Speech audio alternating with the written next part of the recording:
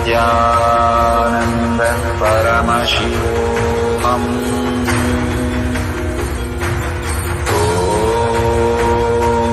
नित्यानन्द परमशिवोऽहम्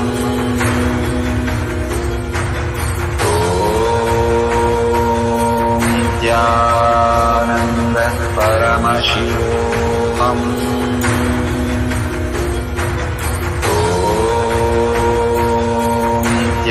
नित्यानन्द परमशिवोऽहम्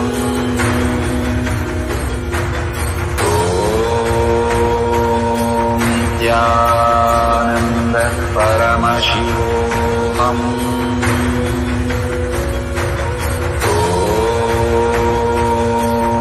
नित्यानन्द परमशिवोऽहम्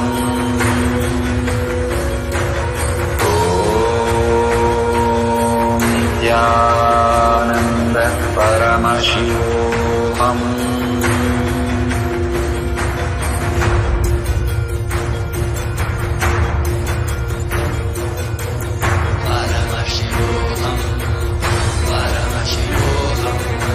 Let Paramashiva's third eye manifest in all our third eyes. Let the Amrita pour, let the Vanni open up, manifest in all of us.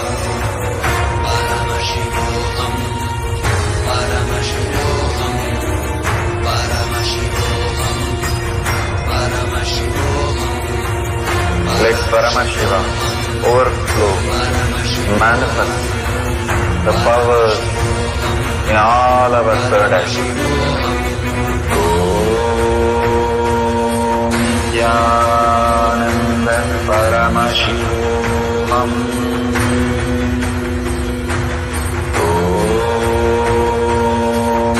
Nityananda Paramashivoham.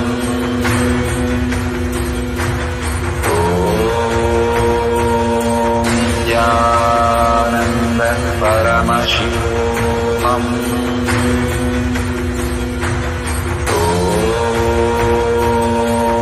Nityananda Paramashivoham.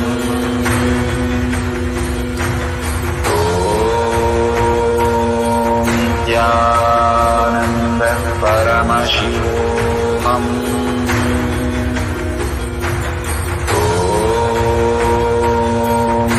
Nityananda Paramashivoham.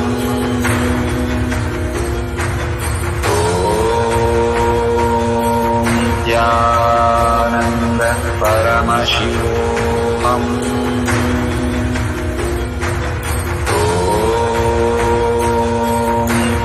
Nityananda Paramashivoham.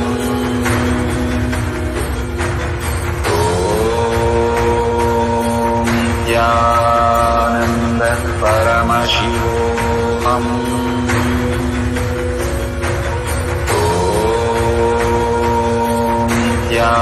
Nityananda Paramashivoham.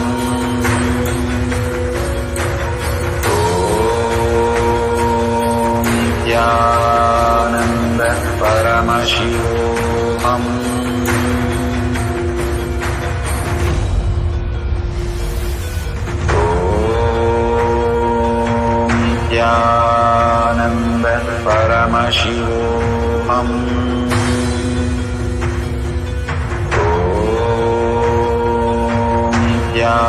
Nityananda Paramashivoham.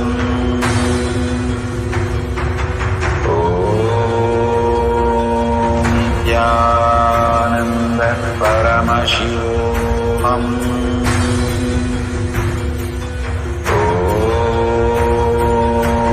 Nityananda Paramashivoham.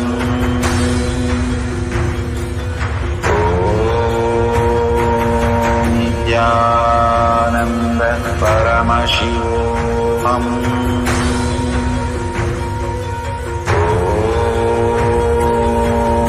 Nityananda Paramashivoham.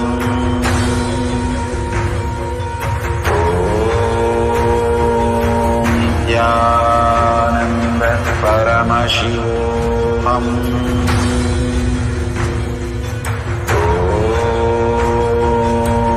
Nityanand परमशिवोऽहम्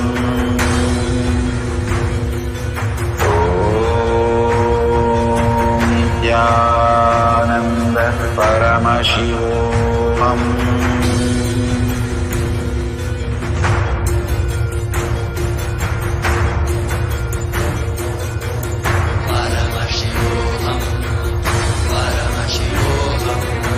Let Paramashiva's third eye manifest in all our third eyes. Let the Amrita pour, let the Vani open up, manifest in all of us.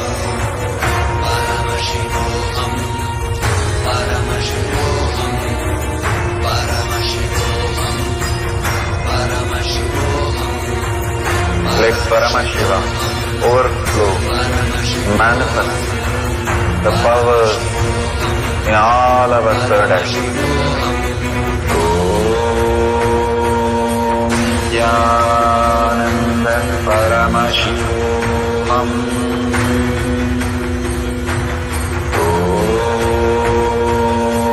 Nityananda Paramashivoham.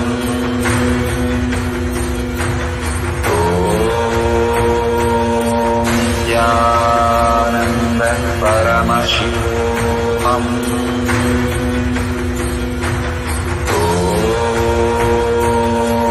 Nityananda Paramashivoham. Om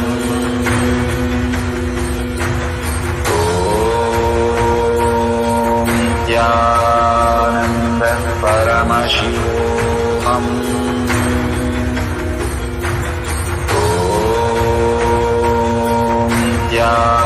Nityananda Paramashivoham. Om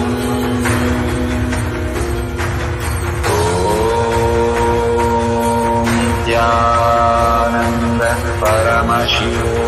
Om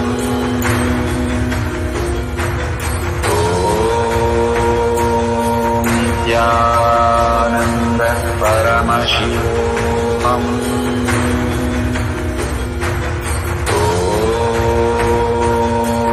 Nityananda Paramashivoham. Om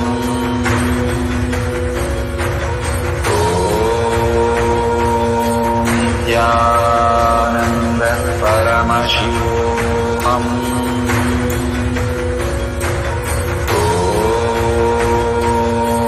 Nityananda Paramashivoham.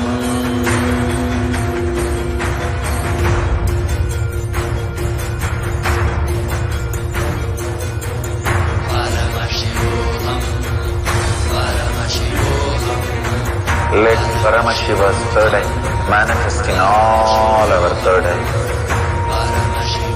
Let the Amrita pour, let the Vani open up, manifest in all of us.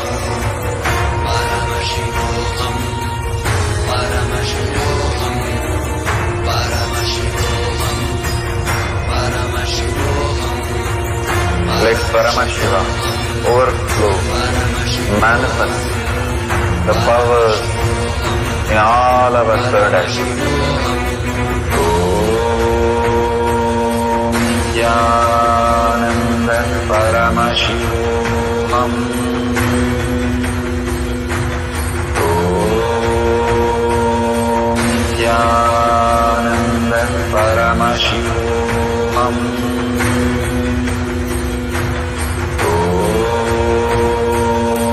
Nityananda Paramashivoham. Om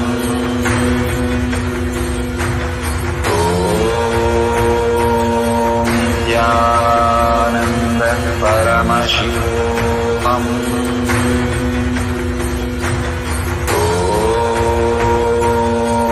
Nityananda Paramashivoham.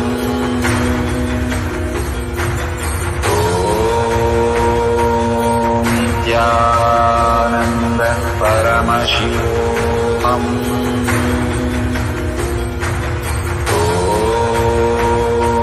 Om பரமசிவோகம். Om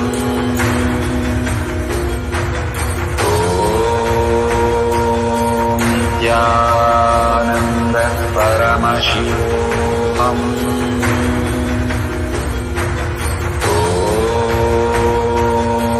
Nityananda பரமசிவோகம்.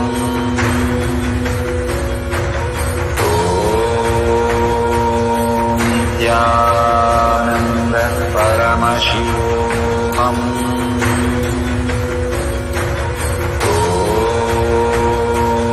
Nityananda பரமசிவோகம். Om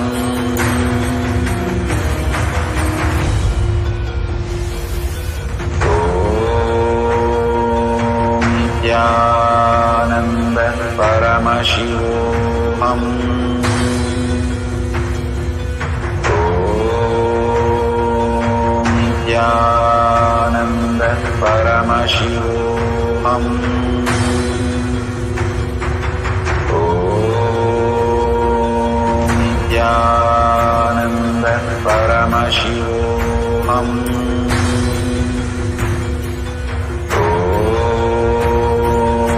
Nityananda பரமசிவோகம்.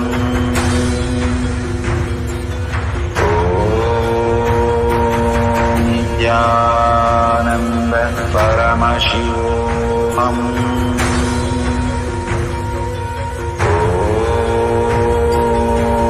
Nityananda பரமசிவோகம். Om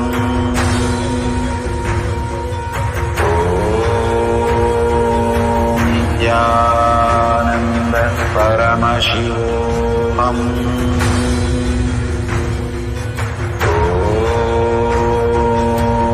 Nityananda பரமசிவோகம். Om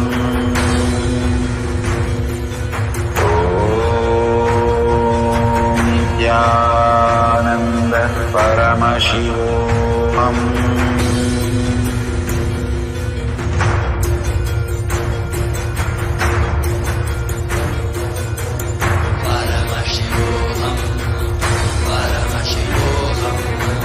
Let Paramashiva's third eye manifest in all our third eyes.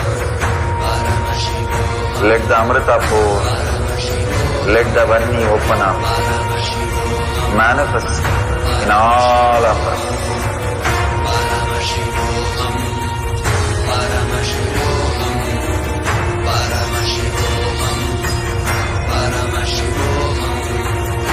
Let Paramashiva overflow, manifest the powers in all our third eyes.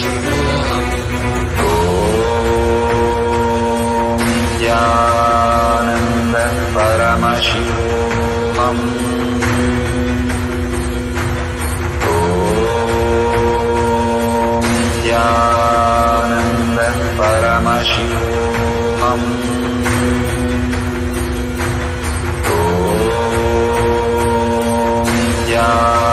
Nityananda Paramashivoham. Om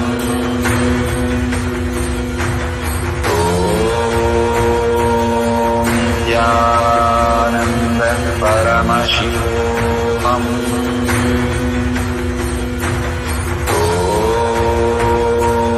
Nityananda Paramashivoham.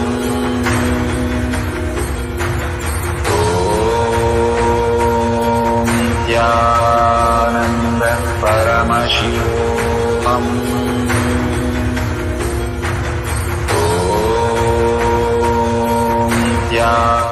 ஒரு தரம் பாண்டிய நாட்டுல இந்து மதத்திற்காக சிந்திக்கின்ற பெரும் டேங்கா இருக்கிற யாரும் நாட்டுக்குள்ள வாழ முடியாது. அதுதான் உண்மை. தொண்டை நாடாகட்டும், உயிரையே கலங்க வைக்கின்ற ஆனா உண்மை அதுதான். தமிழ்நாட்டை இந்துக்கள் இழந்து விட்டார்கள், அதுதான் உண்மை. என் வாயால சொல்லக்கூடாதுங்கிறதுக்காக கட்டுப்படுத்திட்டு இருந்தேன். ஆனா என்னைக்காவது ஒரு நாள் இந்த உண்மையை நான் சொன்னா நீங்கெல்லாம் முழிச்சுப்பீங்களோ அப்படிங்கிற ஒரு நப்பாசையில இன்னைக்கு சொல்லிட்டேன், அவ்வளவுதான்.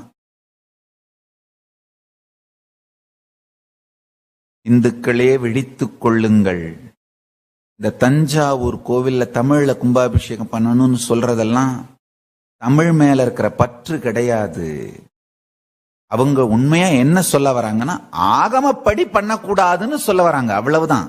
அதுக்கு ஒரு டெக்னிக்கலா இந்த விஷத்திலே சர்க்கரை தடவி கொடுக்கக்கூடிய தீய சக்தி கும்பல், திராவிஷ கும்பல், அதுக்கு இந்த தமிழ்ன்ற சர்க்கரைய முலாம் பூசி கொடுக்கிறது. சரி, இப்ப ஒருவேளை தமிழ்ல கும்பாபிஷேகம் பண்ணியிருந்தா, அந்த தமிழ் கும்பாபிஷேகம்னு போராட்டம் பண்ண எல்லாரும் அப்படியே திருநீர் பூசி ருத்ராட்சன் தாங்கி வந்து தேவாரம் திருவாசகத்தையும் பாடி, ஐயனே நமச்சிவாய வாழ்க, நாதந்தாள் வாழ்க, இமைப்பொழுதும் நீங்கா என் நெஞ்சில் நீங்காதான் தாழ்வாழ்கன்னு பாடி பரவி பிரகதீஸ்வரரை வலம் வந்து சிவபக்தர்களா வாழ்ந்துட போறாங்களா? யாரை ஏமாற்றுகிற வேலை இதெல்லாம்?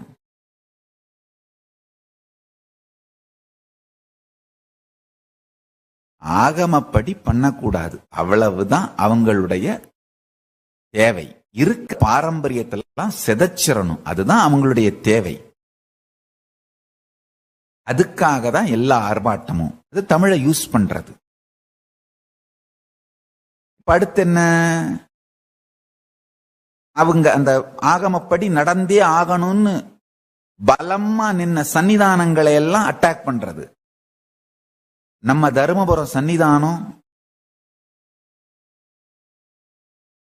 அவருடைய சொந்த, அவர்களுடைய பிரதான சிஷ்ய மடமான திருப்பனந்தாள் மடத்திலிருந்து அவர்களுடைய கோவிலுக்கு பல்லக்குல போக முடியல.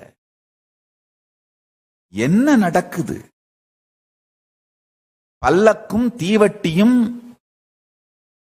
சன்னிதானங்களுக்கும் சிவாச்சாரியார்களுக்கும் மரபு. எனக்கு தெரிஞ்சு திருவண்ணாமலையில சிவாச்சாரியார்கள், இந்துக்களே விழித்துக் கொள்ளுங்கள். சபரிமலைக்கு பிரச்சனை வரும்போது மத்தவங்க எல்லாம் என்ன நினைக்கிறோம், அது சபரிமலை போற பக்தர்கள் பார்த்துக்கிட்டு நமக்கு என்ன விடுப்பா. சங்கர மடத்துக்கு பிரச்சனை வரும்போது அது பிராமணர்கள் பார்த்துக்கிட்டும், பிராமண மடம் நமக்கென்ன விடுப்பா. ஆதீனங்களுக்கு பிரச்சனை வரும்போது அது ஆதிசைவர்கள் முதலியார்கள் சைவ வேளாளர்கள் பார்த்துக்கிட்டும், நமக்கென்ன விடுப்பா அப்படின்னு நாம சிதைந்து போய் கிடக்கின்ற, சிதறி போய் கிடக்கின்ற சமூகமாக இருக்கின்ற வரை இந்துக்களே தமிழ்நாட்டை இழந்து விட்டீர்கள் என்பதை புரிந்து கொள்ளுங்கள். இந்துக்களுக்காக சிந்திக்கின்ற யாரும் தமிழ்நாட்டில் வாழ முடியாது என்பதுதான் இன்றைய உண்மை. நல்லா புரிஞ்சுக்கோங்க. இதெல்லாம் பொய் கேஸ்ன்னு நிரூபிச்சுட்டு நான் நிரபராதின்னு வெளியில வருவேன் அவங்களுக்கும் தெரியும். ஆனா அதுக்குள்ள என் வாழ்க்கை முடிஞ்சு போயிருமில்ல. என்னுடைய active period of the life youth தானே. அந்த யூத்ல நான் ஆக்டிவா இருக்கக்கூடாது, அவ்வளவுதான் அவங்களுடைய விருப்பம். இந்த திராவிஷ ஊடகங்களுக்கும் கும்பலுக்கும் என்னவோ அவங்க நான் ஒழுக்கம் இல்லாதவன் மாதிரியும் என் மேல தாக்குதல் நடத்துறது மூலமா இந்து மதத்தை தூய்மை பண்ற மாதிரியும் காட்டுறாங்க. அதெல்லாம் பைத்தியக்காரத்தனங்க, லூசுத்தனம். அவங்களுக்கு ஒன்னும் நான் நைட்ல என்ன பண்றேன் கவலையே கிடையாது, பிரச்சனையே கிடையாது. நான் பகல்ல எப்ப பார்த்தாலும் இந்து மதத்துக்கு உழைச்சிட்டு இருக்கிறேன்றதான் அவங்களுக்கு பிரச்சனையே. நான் பல என்ன பண்றேன் அப்படிங்கறதாங்க அவங்களுக்கு பிரச்சனை. நைட்ல நான் என்ன பண்றேனோ அதை பத்திலாம் அவங்களுக்கு கவலை கிடையாது. அவங்க ஒன்னும் என்ன அட்டாக் பண்றது மூலமா இந்து மதத்தை தூய்மைப்படுத்துகின்ற பெரும் சமூக சேவையெல்லாம் செய்யல. நான் ஓவரா ஆக்டிவா இந்து மதத்துக்கு ஒர்க் பண்றேன்.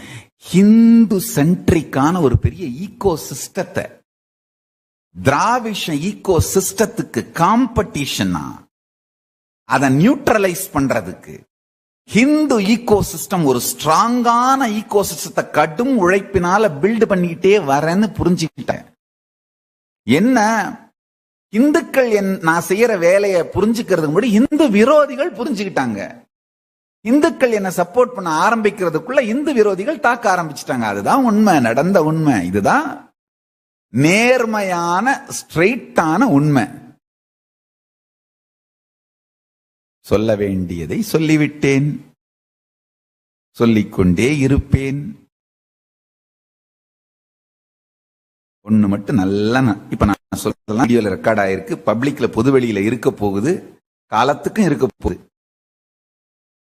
இன்று தமிழக இந்துக்களே நீங்கள் விழித்துக் கொள்ளவில்லை என்றால் உங்களையும் உங்கள் கலாச்சாரத்தையும் ஆதீனங்களையும் மடங்களையும் சிவாச்சாரியார்களையும் இந்து மதத்திற்காக சிந்திக்கின்ற அரசியல் தலைவர்களையும் சமூக தலைவர்களையும் பாதுகாத்துக் கொள்ளாவிட்டால்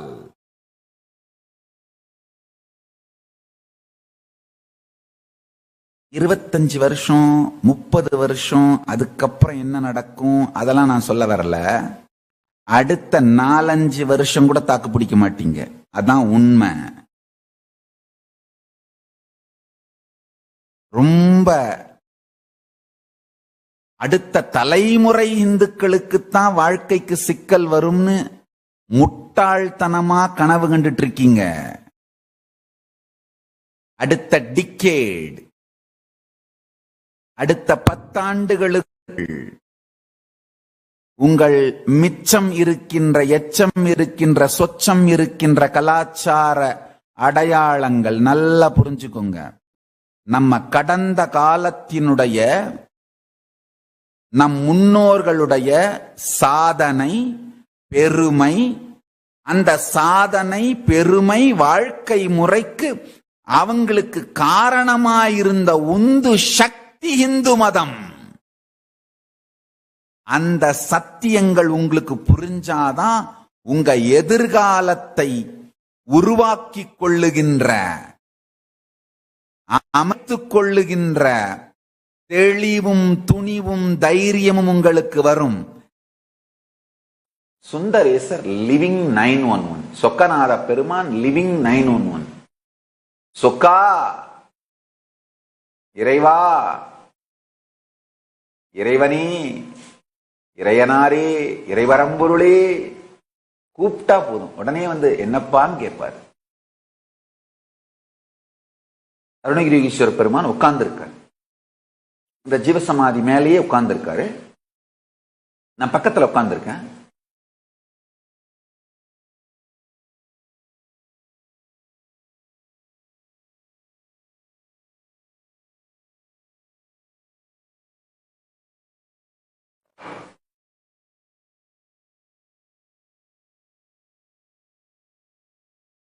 தத்துவங்கள், பிருத்வி தத்துவம்,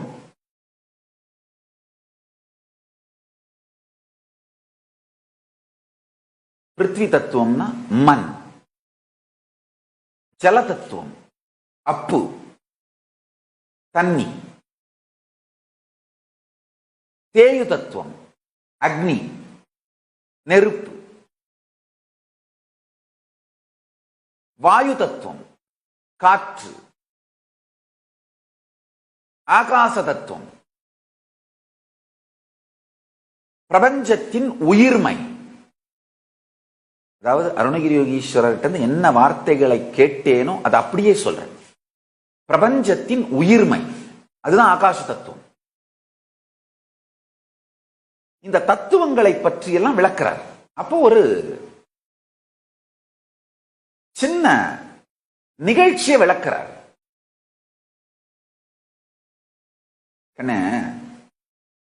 ஒரு தரம் பாண்டி நாட்டில் பெரும் பஞ்சம்,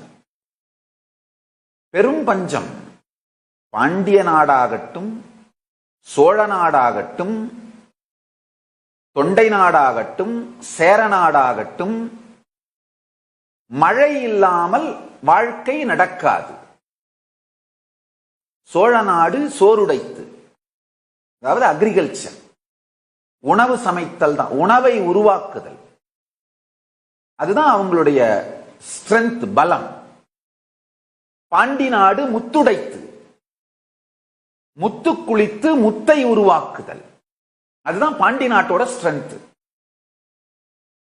சேர நாடு வேழமுடைத்து. காடுகள் அடர்ந்து வளமா இருக்கணும், அப்பதான் யானைகள் பெருகும். அந்த யானைகளை பழக்கி உலகத்துக்கெல்லாம் எக்ஸ்போர்ட் பண்றதுதான் அவங்களுடைய ஸ்ட்ரென்த். தொண்டை நாடு சான்றோர் உடைத்து. உயர்ந்த நிலை வாழ்க்கை முறையை, ஞானத்தை தான் உள்வாங்கி மக்களுக்கு அளிக்கின்ற சான்றோர்கள் உடைத்தது. அதுதான், அதை உருவாக்கி எக்ஸ்போர்ட் பண்றதுதான் தொண்டை நாட்டோட ஸ்ட்ரென்த். அதாவது சோறுக்கு தேவையான பொருளை எல்லாம் ஆக்கி தானும் வாழ்ந்து உலகத்துக்கும் கொடுக்கிறது சோழ நாட்டோட ஸ்ட்ரென்த். முத்து ஆக்கி தனக்கும் ஆக்கி உலகத்துக்கும் கொடுப்பது பாண்டி நாட்டோட ஸ்ட்ரென்த். வேழம் யானைகளை தமக்கும் பழக்கி கொண்டு உலகத்திற்கும் அதை எக்ஸ்போர்ட் பண்றது சேர நாட்டோட ஸ்ட்ரென்த். சான்றோர்கள் என்லைட்டன் பீயிங்ஸ் தனக்கும் உருவாக்கிட்டு உலகத்துக்கும் எக்ஸ்போர்ட் பண்றது தொண்டை நாட்டோட ஸ்ட்ரென்த். இந்த 4 நாட்டுக்குமே மழை அடிப்படையா வேணும். நீங்களா நினைக்கலாம் அக்ரிகல்ச்சருக்கு மழை வேணும், சரி அது புரியுது. லாஜிக்கா சரி, காட்டு கூட மழை வேணும், காடு வளமா இருக்கணும்னா மழை வேணும். மழை இருந்தாதான் மழைக்காலத்துலதான் யானைகள் புணரும் பெருகும். சோ யானைகளுக்கு தண்ணி வேணும், காடு பலமா இருந்தா தான் யானைகள் நல்லா இருக்கும். யானைகள் நல்லா இருந்தா தான் அவங்களுடைய வாழ்வாதாரமான சேர நாட்டு வாழ்வாதாரமான யானைகள் நல்லா இருந்தா தான் மக்கள் நல்லா இருப்பாங்க. அது கூட புரியுது.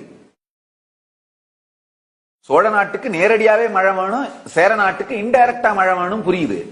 பாண்டிய நாட்டு முத்துக்கும் மழைக்கு என்ன சம்பந்தம், தொண்டை நாட்டு சான்றோருக்கும் மழைக்கு என்ன சம்பந்தம்? அழகா அருணகிரி யோகீஸ்வர பெருமான் விளக்கிறாரு. அப்பா, சுத்தமான மழை நீர் கடல் மேல விழும் பொழுது சிப்பிக்குள் அந்த சுத்த தண்ணீர் புகுமானால் அந்த சுத்த தண்ணீர் தான் முத்துக்கு மூலமாக கருவாக மாறுது. உப்பு தண்ணீராலே சிப்பிக்குள் நுழைந்தாலும் முத்துக்கருவை ஆக்க இயலாது.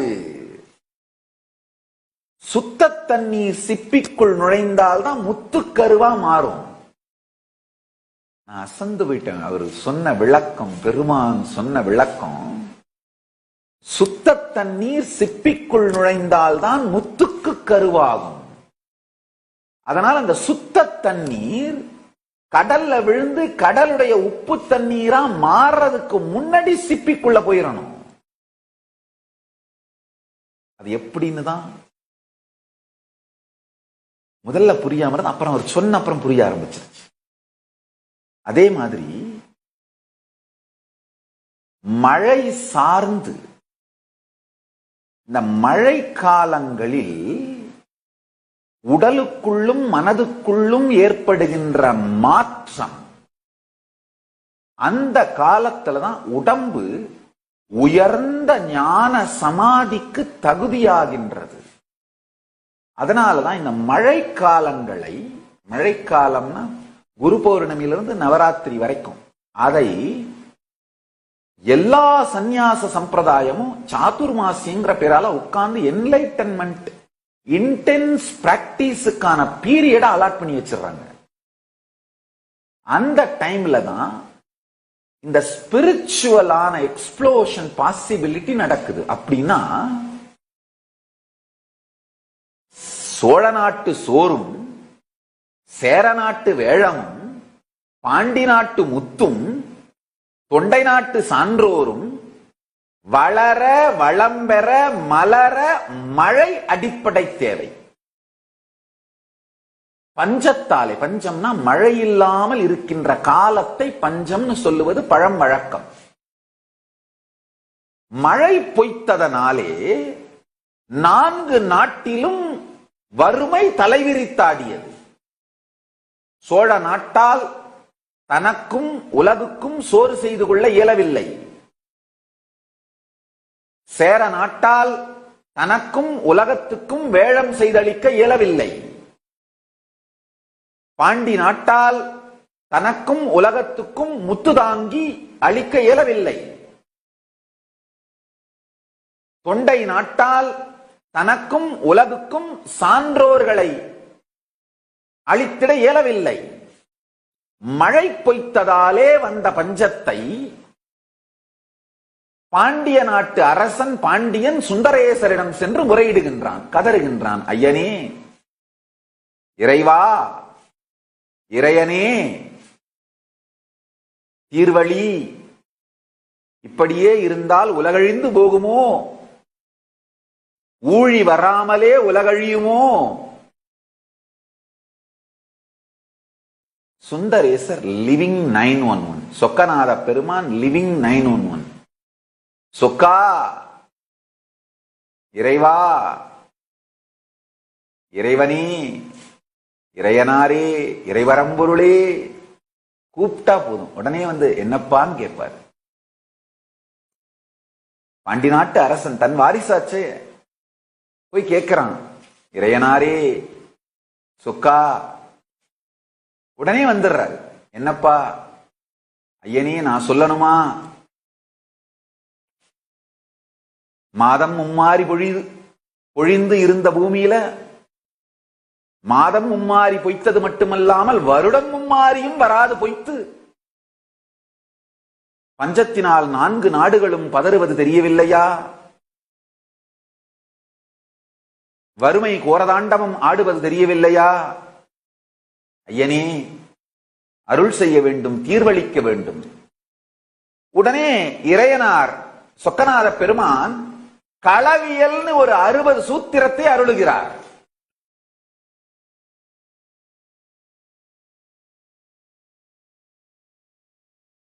களவியல், இறையனார் களவியல்னு ஒரு அழகான தமிழ் நூல், 60 சூத்திரம், கற்பு,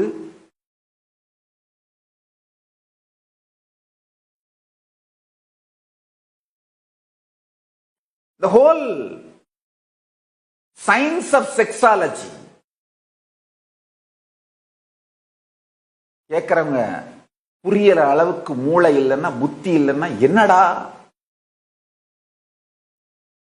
பாண்டிய நாட்டு அரசன் ஐயோ வறுமைன்னு வந்து அலறி காலில் விழறான். இறையனார் எழுந்தருளி களவியல் நூல் கொடுக்கிறாரு, 60 சூத்திரத்தை வகுத்து.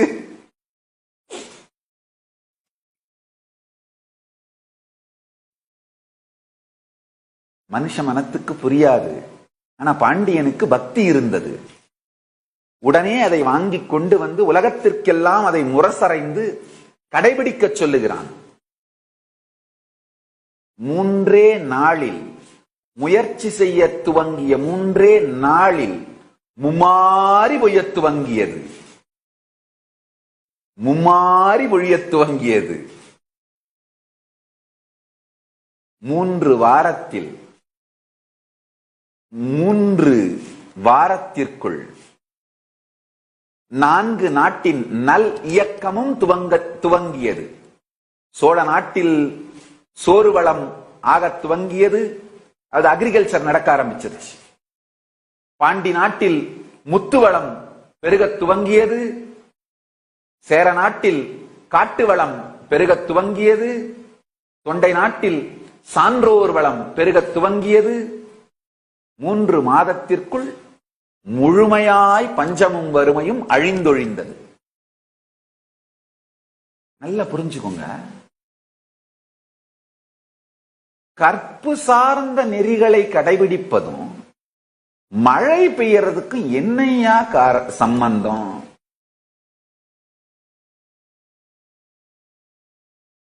ஆழ்ந்து தெரிந்து கொள்ளுங்கள்.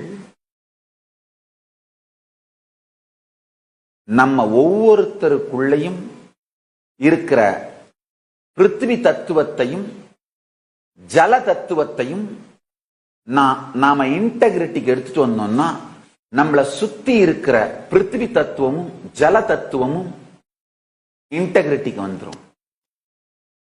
அந்த காலகட்டத்தில் மக்கள் தன்னிலை தாழ்ந்ததால் சமூகத்தின் சமநிலை சரிந்தது. அந்த மக்கள் தன்னிலைக்கு வந்தவுடனேயே இயற்கை பொழிந்து செல்வ வளம் பெருகி இனமே, மனித இனமே வளமைக்கு வந்தது. ஆழ்ந்து புரிந்து கொள்ளுங்கள்.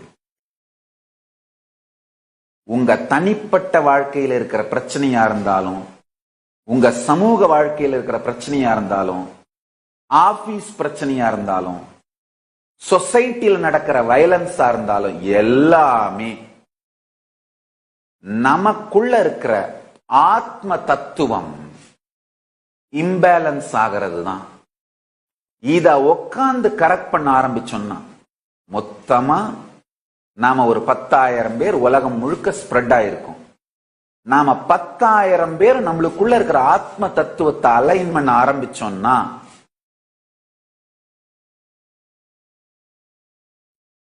உலகமே வளம் பெறும்.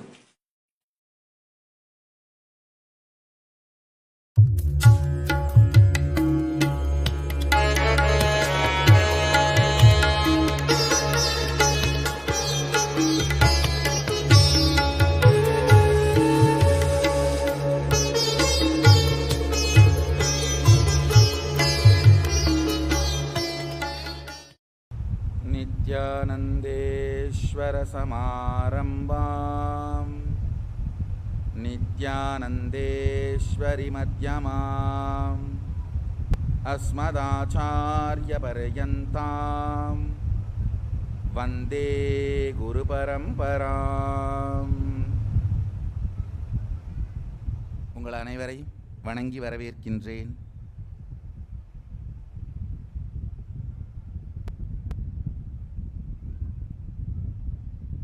இருமுனை காணொளி காட்சியின் வழியாக, நித்யானந்த தொலைக்காட்சியின் மூலமாகவும்,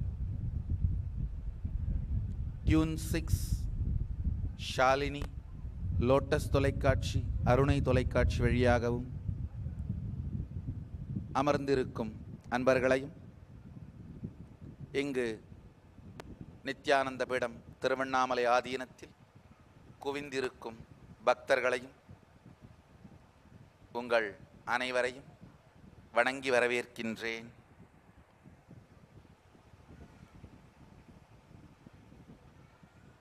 உயிரின் உயிர்ப்பு இன்றைய சத்சங்கத்தின் தலைப்பு. உயிர், ஆழ்ந்து கேளுங்கள். மனித உயிர் என்கின்ற வார்த்தையை நான் உபயோகப்படுத்தவில்லை. உயிர், உயிர் உயிர்த்த காரணம் என்ன? பிரபஞ்சத்தில், இயற்கையில், உலகில், சிருஷ்டியில் காரணம் இன்றி ஏதும் நிகழ்வதில்லை.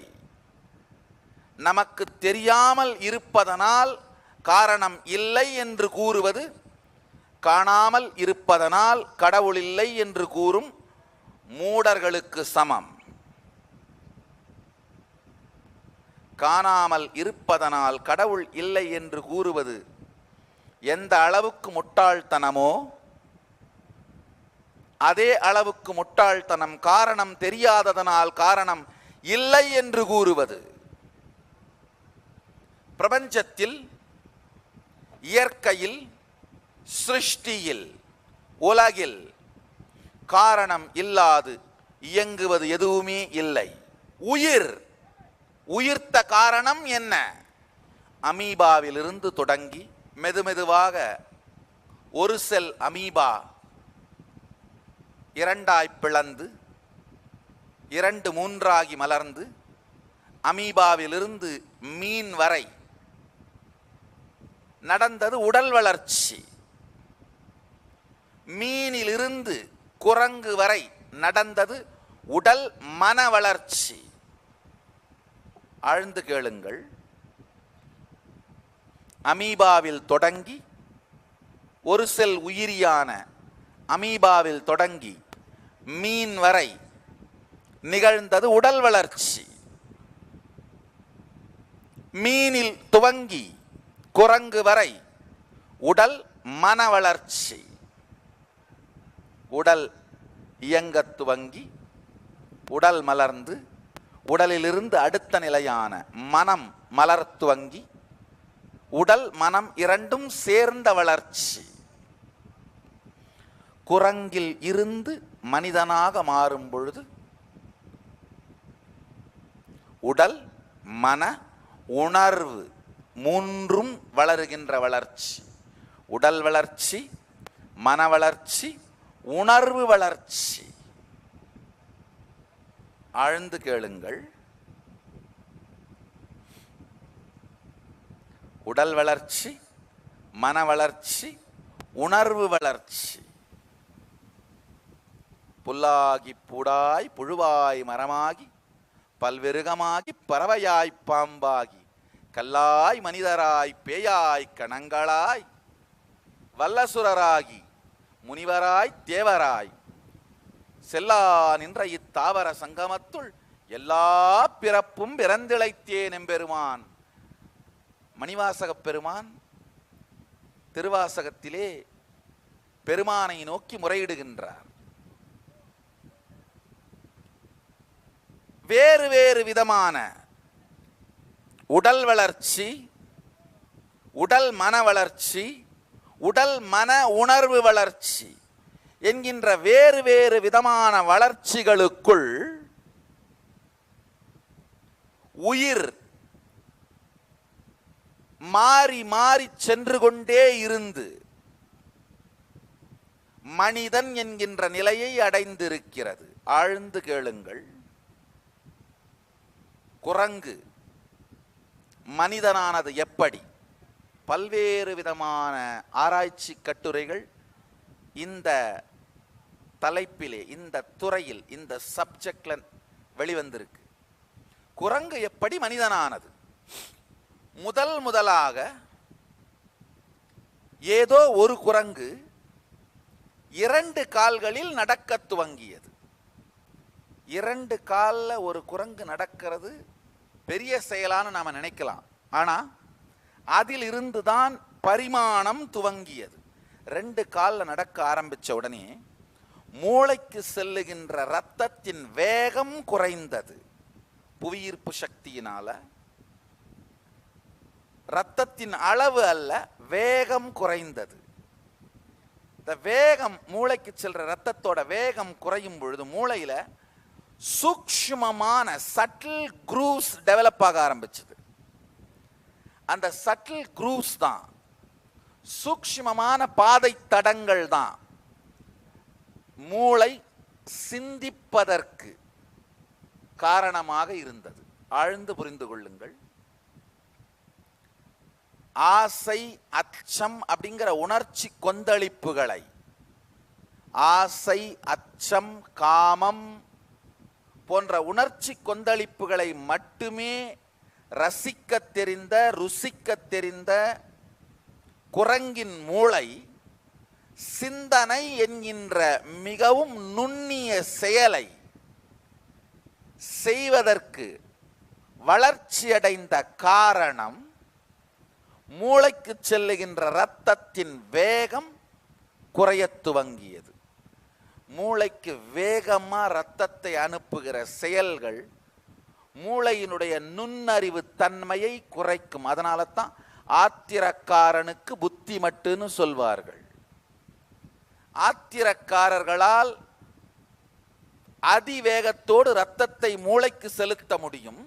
ஆனால் ஆழ்ந்த நுண்ணறிவு மிக்க சூக்ஷ்மமான கருத்துக்களை, வாழ்க்கையின் உண்மைகளை உள்வாங்கிக் கொண்டு எதிர்வரப்போகின்ற பக்க விளைவு, எதிர்விளைவுகளை அறிந்து கொண்டு சிந்திக்கின்ற முறைமை அவர்களுக்கு இருப்பதில்லை. ஆழ்ந்து புரிந்து கொள்ளுங்கள். மூளைக்கு செல்லுகின்ற இரத்தத்தின் வேகமும் மூளையின் செயல்படும் திறனும் நேரடியாக தொடர்புடையவை.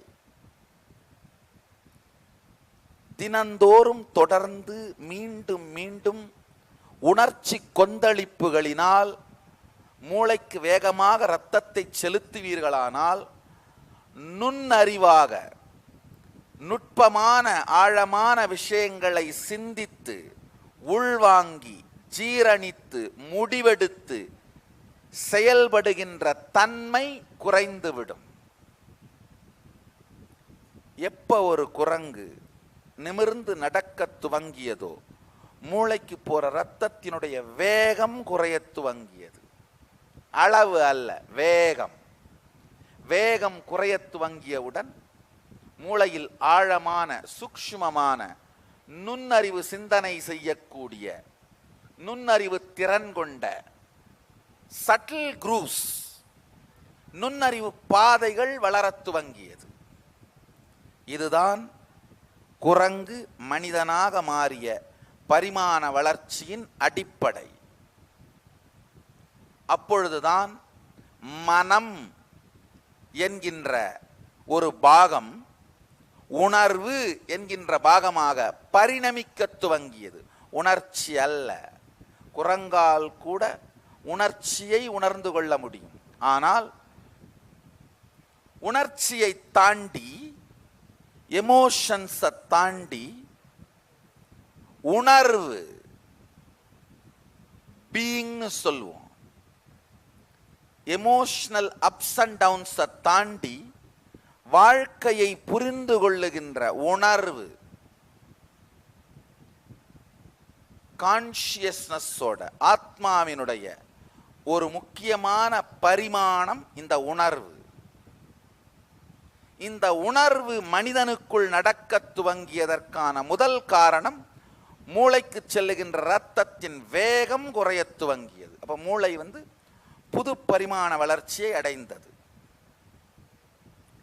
செல், அமீபா செல், மீன் வரை வளர்ந்தது உடல் வளர்ச்சி. மீன் குரங்கு வரை வளர்ந்தது உடல் மன வளர்ச்சி. குரங்கு மனிதனானது உடல் மன உணர்வு வளர்ச்சி. இப்போ ரொம்ப நாளாவே மனிதனாவே இருந்துட்டு இருக்கிறோம். உயிர் தன்னுடைய வளர்ச்சியினுடைய அடுத்த நிலைக்கு செல்ல வேண்டிய காலம் வந்துவிட்டது. உயிர் தன்னுடைய அடுத்த நிலைக்கு செல்ல வேண்டிய நேரம், தருணம் வந்துவிட்டது. செல்லில் இருந்து, அமீபா செல்லில் இருந்து மீன் வரை உடல் வளர்ச்சி, மீனிலிருந்து குரங்கு வரை உடல் மன வளர்ச்சி, குரங்கிலிருந்து மனிதன் வரை உடல் மன உணர்வு வளர்ச்சி. இப்பொழுது மனிதனிலிருந்து இறை நிலைக்கு நடக்க வேண்டிய ஆன்ம வளர்ச்சி, ஆன்ம சக்தி வளர்ச்சி நடைபெற வேண்டிய காலம் வந்துவிட்டது. நடைபெற வேண்டிய நேரம் வந்துவிட்டது. ஆழ்ந்து புரிந்து கொள்ளுங்கள்.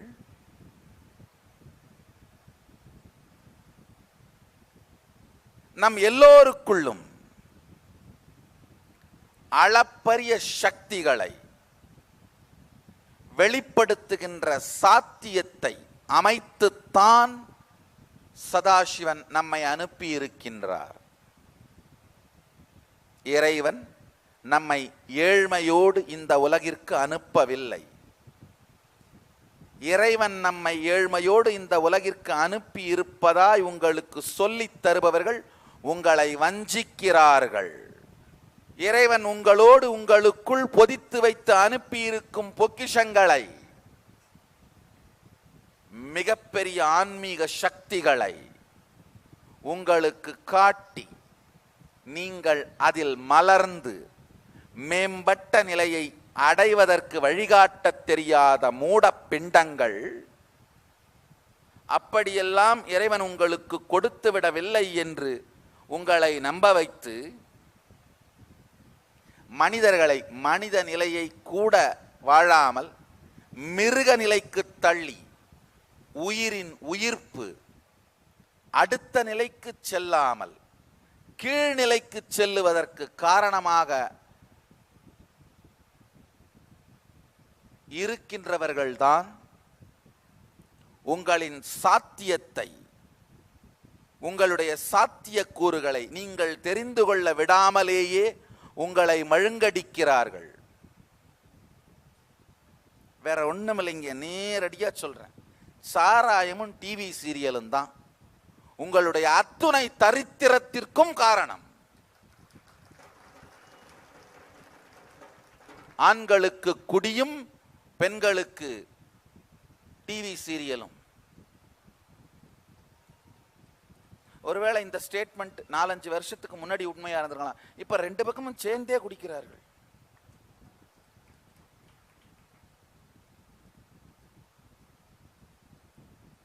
தமிழனுக்கு இழைக்கப்பட்ட மிகப்பெரிய துரோகம் சாராயமும் இனிமையான கூட்டு குடும்ப வாழ்க்கையை சிதைத்து ஒழித்த தொலைக்காட்சி நாடகங்களும். நல்லா புரிஞ்சுக்குங்க. இப்ப நான் சொல்ற வார்த்தை சமூக ரீதியான அக்கறை சார்ந்த வார்த்தைன்னு நினைச்சிராதீங்க. இது சமூக ரீதியான அக்கறையும் கூட, அது வேற. ஆனா இந்த சாராயத்தின் தாக்கமும் டிவி சீரியல்ஸோட தாட் கரண்ட்ஸோட தாக்கமும் உங்களுக்குள்ள நடக்கிறத பார்த்தா உங்க டிஎன்ஏவையே மாற்ற ஆரம்பிச்சிருச்சு. ஆன்மீக ரீதியான அக்கறையினால் சொல்லுகின்றேன். உங்களுடைய தாட் கரண்ட்டையே மாற்ற ஆரம்பிச்சிருச்சு. டிப்ரெஷனும், அதாவது டொமஸ்டிக் வயலன்ஸ் அப்படின்னு சொல்லுவாங்க. அப்படின்னா வீட்டிலே நடக்கின்ற ஹிம்சைகள், கொடுமைகள், திட்டிக் கொள்ளுதல் அல்லது சில நேரத்தில் அடித்துக் கொள்ளுதல். ஒரு 30 ஆண்டுகளுக்கு முன்பெல்லாம் நம்ம சொசைட்டில டொமஸ்டிக் வயலன்ஸ் மட்டும் தான் இருந்ததுங்க. இப்போ டொமஸ்டிக் கிரைம்ஸ் நடக்க ஆரம்பிச்சிருச்சு. டொமஸ்டிக் வயலன்ஸ் வேற, டொமஸ்டிக் கிரைம்ஸ் வேற. டொமஸ்டிக் கிரைம்ஸ் நார்மலான நடவடிக்கையா மாற ஆரம்பிச்சிருச்சு. அதை நார்மலான நடவடிக்கைன்னு நாமளே நம்ப வச்சது டிவி சீரியல்களோட மிகப்பெரிய பங்களிப்பு. படுபாவிகள் பணத்திற்காய் எதை வேண்டுமானாலும் செய்யும் தன்மை.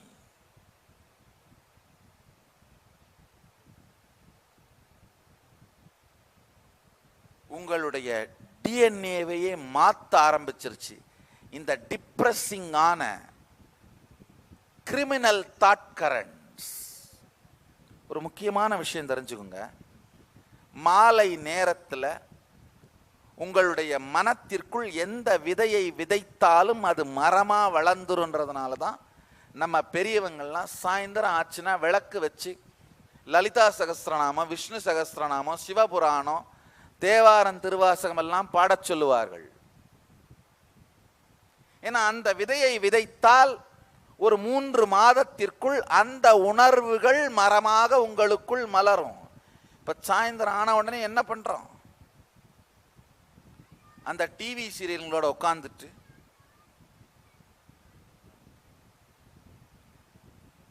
அதுல இருக்கிற வன்மம்,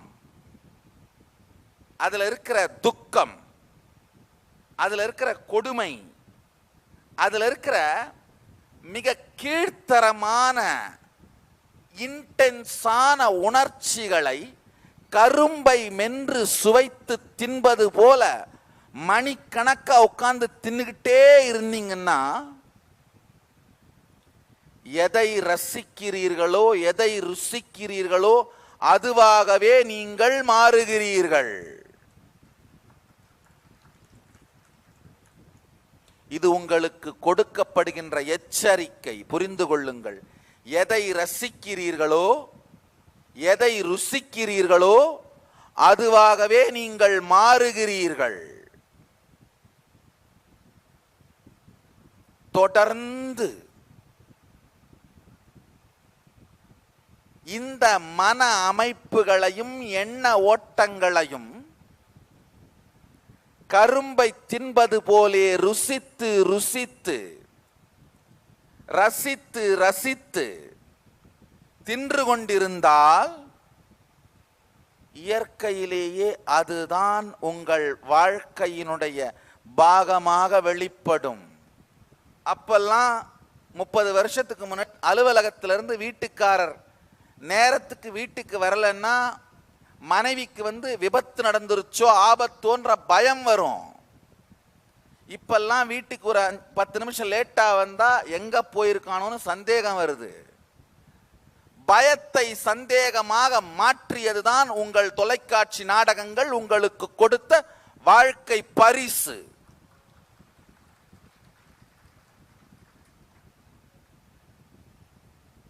கணவன் மீது இருக்கும் பற்றினால் வந்த பயம் அவன் மீது சந்தேகமாக மாறி வெறுப்பாக மாறி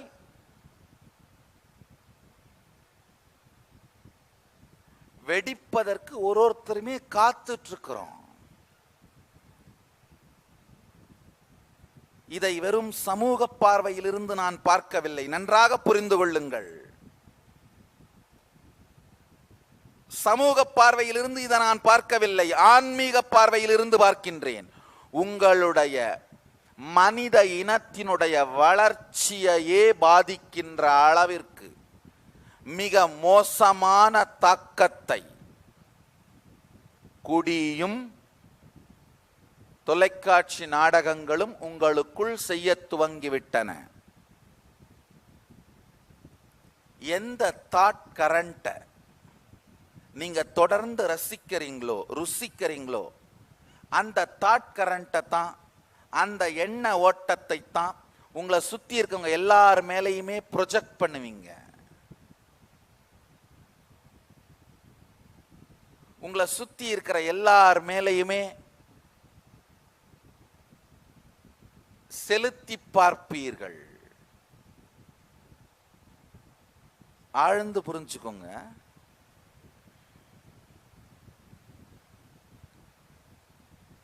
ஒரு செல் அமீபாவிலிருந்து மீன் வரை உடல் வளர்ச்சி, மீனில் இருந்து குரங்கு வரை உடல் மன வளர்ச்சி, குரங்கிலிருந்து மனிதன் வரை உடல் மன உணர்வு வளர்ச்சி, இவ்வளோ தாண்டி மனிதன் உடம்புக்கு வந்துட்டீங்க. அடுத்ததான ஆன்ம வளர்ச்சிக்குள் சென்றால்தான் இந்த மொத்த யாத்திரையும் பலன் தரக்கூடியது. ஆழ்ந்து தெரிந்து கொள்ளுங்கள். அடுத்ததாக மனிதன் என்கின்ற நிலையிலிருந்து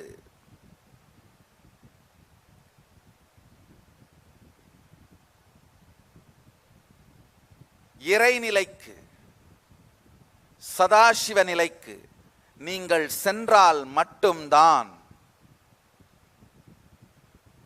உங்களுடைய பயணத்தின் நோக்கம் நிறைவேறுகின்றது. மனித வாழ்க்கையின் நோக்கம் இதுவே.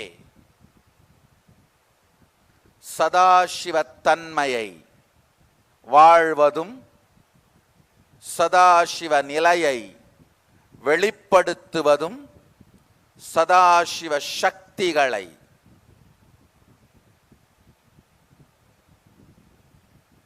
வாழ்ந்து வெளிப்படுத்துவதும், சதாசிவ நிலையை வாழ்தலும் சதாசிவத்துவத்தை வெளிப்படுத்தலும் சதாசிவனின் சக்திகளை வாழ்தலும்.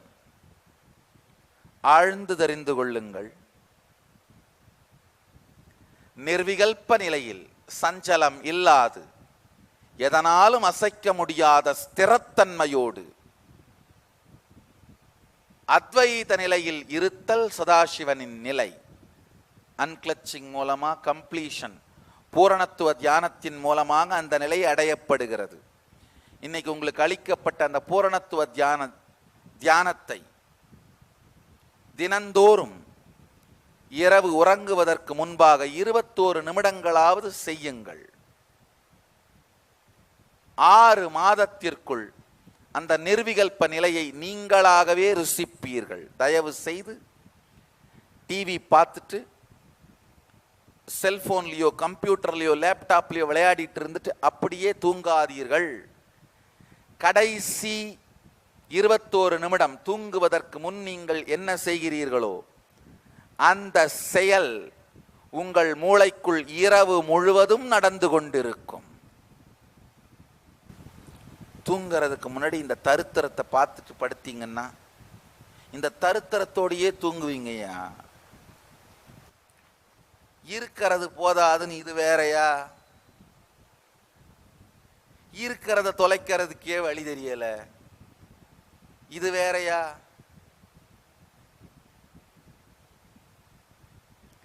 உறங்குவதற்கு 21 நிமிடங்களுக்கு முன்பாக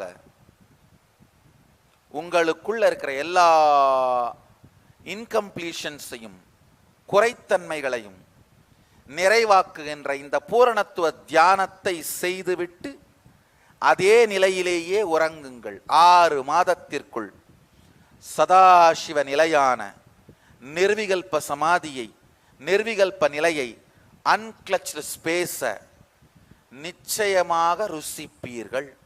அதை ஒரு தரம் ருசிச்சுட்டா போதும், அதுக்கப்புறம் தானாவே அது மேல ரசனை வந்துடும்.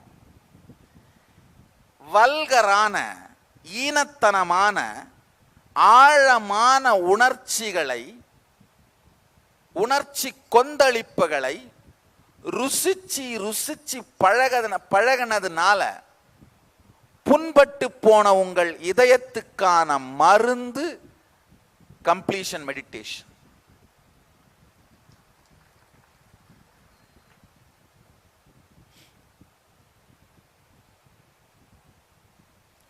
அதாவதுங்கய்யா, சீப்பான தரம் தாழ்ந்த உணர்ச்சிகளை உங்களை ருசிக்க வைப்பதன் மூலமாக உங்களுடைய ரசனை மற்றும் உங்கள் வாழ்க்கையின் போக்கு, இந்த ரெண்டையுமே அழிக்கின்ற செயல்களை கொடூரமாக சில ஊடகங்கள் செய்து கொண்டே இருக்கின்றது. மிக கொடூரமாக. சில நாட்களுக்கு முன்னாடி எனக்கு பார்க்கறதுக்கு டைம் இல்லை, நல்ல வேளை நான் தப்பிச்சிட்டேன். ஆனால் என்னுடைய பக்தர்கள் வந்து அதை எனக்கு காட்டி நீங்கள் தெரிஞ்சுட்டே ஆகணும் சாமின்னு கொடுத்ததுனால பார்த்தேன். ஒரு நிகழ்ச்சியில் யாரோ ஒரு பெண்ணை விட்டு எனக்கு கணவனாக வரப்போகிறவர் ஹெலிகாப்டரில் வரணும்னு ஒரு நிகழ்ச்சி. உண்மையிலேயே அதை பார்த்த பிறகு நான் சில ஆராய்ச்சிகளை பண்ணேன். உண்மையிலேயே சமுதாயம் இந்த அளவுக்கு மோசமாக போயிருச்சானா? அப்படிலாம் ஆகலைங்கய்யா. இந்த மாதிரி ஒரு சீப்பான விஷயத்தை காட்டினோம்னா நீங்க எல்லாரும் பார்ப்பீங்க, விமர்சனம் பண்றதுக்காக அதை பார்ப்பீங்க பாருங்க. அதுக்காகவே செய்யப்பட்ட செட்டப் தான் அந்த மொத்த நிகழ்ச்சிங்கய்யா. அதாவது இது உங்கள் மீதும் இளைய தலைமுறை மீதும் ஏற்படுத்துகிற தாக்கத்தை பற்றி கவலைப்படாமல் டிஆர்பிங்கிற ஒரே விஷயத்துக்காக என்ன வேசித்தனத்தை வேண்டுமானாலும் செய்வோம். ஆனால் இந்த தாட் கரண்ட் எல்லாம் உள்வாங்கிறதுனால அழிவது நீங்கள் தான். தயவு செய்து இன்டலெக்சுவல் டெரரிசம், கருத்து சுதந்திரம் என்பதன் பெயராலே உங்கள் மீது நடத்தப்படும் தீவிரவாத தாக்குதலில் இருந்து உங்களை நீங்களே காப்பாற்றிக் கொள்ளுங்கள். கருத்து சுதந்திரம் என்கின்ற பெயராலே உங்கள் மீது நடத்தப்படும் தீவிரவாத தாக்குதல். ஆழ்ந்து புரிஞ்சுக்கோங்கயா. என்ன மாதிரியான எண்ண ஓட்டத்தை, மன அமைப்பை நீங்கள் ரசிக்கிறீர்கள், நீங்கள் ருசிக்கிறீர்கள் என்பது மிகவும் முக்கியம். நீங்கள் உண்ணுகின்ற உணவைப் போலவே நீங்கள் எண்ணுகின்ற எண்ணம் உங்கள் வாழ்க்கையின் அடிப்படை. உண்ணுகின்ற உணவை பற்றி கவலைப்படுவது போல எண்ணுகின்ற எண்ணத்தை பற்றியும் நீங்கள் சிந்தித்தாக வேண்டும். ஆழ்ந்து உள்வாங்கிக் கொள்ளுங்கள்.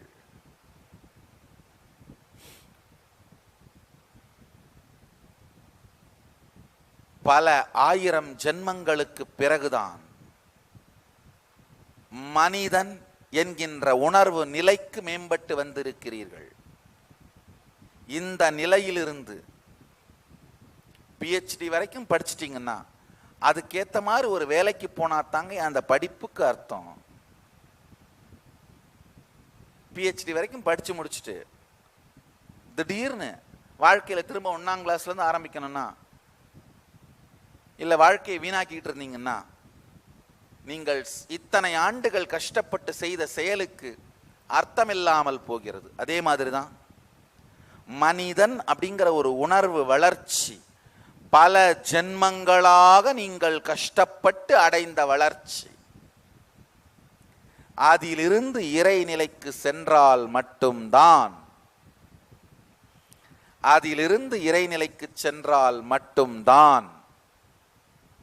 நீங்கள் பட்ட எல்லா கஷ்டங்கள், எல்லா அனுபவத்தின் வளர்ச்சிகள், எல்லா பரிமாணங்கள், இவை அனைத்திற்கும் பலன் மனிதன் உணர்வு வரை வந்த நீங்கள் இறை உணர்விற்கு செல்வதுதான். இறை உணர்விற்கு செல்ல மறந்தால், மறுத்தால் உங்கள் வாழ்க்கையின் நோக்கமே வீணானது. உயிரின் உயிர்ப்பு உங்களுக்குள் நிகழாமல் போய்விடுகின்றது. எப்போ மனித உணர்வை அடைந்து விட்டீர்களோ, உயிரின் உயிர்ப்பு நிகழ்வதற்கான சாத்திய கூறு உங்களுக்குள் மலர்ந்து விட்டது. உயிரின் உயிர்ப்பு நிகழ்வதற்கான சாத்திய கூறு உங்கள் எல்லோருக்குள்ளும் மலர்ந்து விட்டது.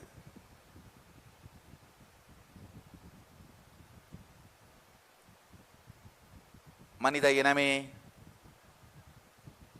மனிதன் என்கின்ற உணர்வுத்தன்மையை வீணடிக்காது அதன் அடுத்த நிலைக்கு செல்வதற்கான, இறைத்தன்மையை உணர்வதற்கான யாத்திரைக்கு வாருங்கள். மனித இனமே, இருகரம் நீட்டி அழைக்கின்றேன், வாருங்கள், இறைநிலை பயணத்திற்குள் நுழைவோம். உணர்வால் மனித நிலையை அடைந்த பிறகு இறைநிலையை நோக்கி இயங்காமல் இருப்பது வாழ்க்கையை வீணடிப்பதற்கு சமம். நல்லதோர் வீணை செய்தே அதை நலங்கெட புழுதியில் எறிவதுண்டோ? நல்லதோர் மனித உணர்வு செய்தே அதை ஞான நிலை அடையாமல் வீணாய் அழிப்பதுண்டோ? வாருங்கள், தியானத்தின் மூலம் சதாசிவ நிலையை அடைந்து உலகத்திற்கு சதாசிவ நிலையை அளிக்கின்ற பொறுப்பெடுப்பதன் மூலம் சதாசிவ தன்மையை வெளிப்படுத்தி சதாசிவன் சக்திகளை நமக்குள் மலரச் செய்து மனித நிலையிலிருந்து இறைநிலைக்குள் நுழைவோம். ஏதோ ஒரு கருத்தையோ கொள்கையையோ நிரூபிக்கப்படாத வார்த்தைகளையோ நான் உங்களோடு பகிர்ந்து கொள்வதற்காக உங்களை அழைக்கவில்லை. ஏற்கனவே ஆயிரம் ஆண்டுகளாக நம் நாட்டில் இருந்து வந்த மிகப்பெரிய ஆகமம் என்கின்ற சதாசிவனே அருளிய அறிவியலை என் வாழ்க்கையில் அனுபவித்து உணர்ந்திருக்கின்றேன். சாஸ்திர பிரமாணமாக வேத ஆகமங்களில் சொல்லியதை ஆப்த பிரமாணமாக மிகப்பெரிய ஞானிகள், ரிஷிகள், சித்தர்கள், ராமகிருஷ்ணரும் விவேகானந்தரும் ரமண மகர்ஷியும் பரமஹம்ச யோகானந்தரும் அரவிந்தரும் இவர்களை போன்ற ஆப்தர்கள், ஞானிகள், ரிஷிகள், சித்தர்கள் தங்களுடைய வாழ்க்கையில் அனுபவித்து ஆப்த பிரமாணமாக மாற்றியதையும் என்னுடைய வாழ்வில் உணர்ந்து ஆத்ம பிரமாணமாய் அனுபவித்திருக்கின்றேன் என்பது மட்டுமல்லாது பலாயிரக்கணக்கான சீடர்களுடைய வாழ்க்கையில் அதை உணர வைத்து சாட்சி பிரமாணமாக மாற்றியிருக்கின்றேன் என்கின்ற தைரியத்தினால் அழைக்கின்றேன்.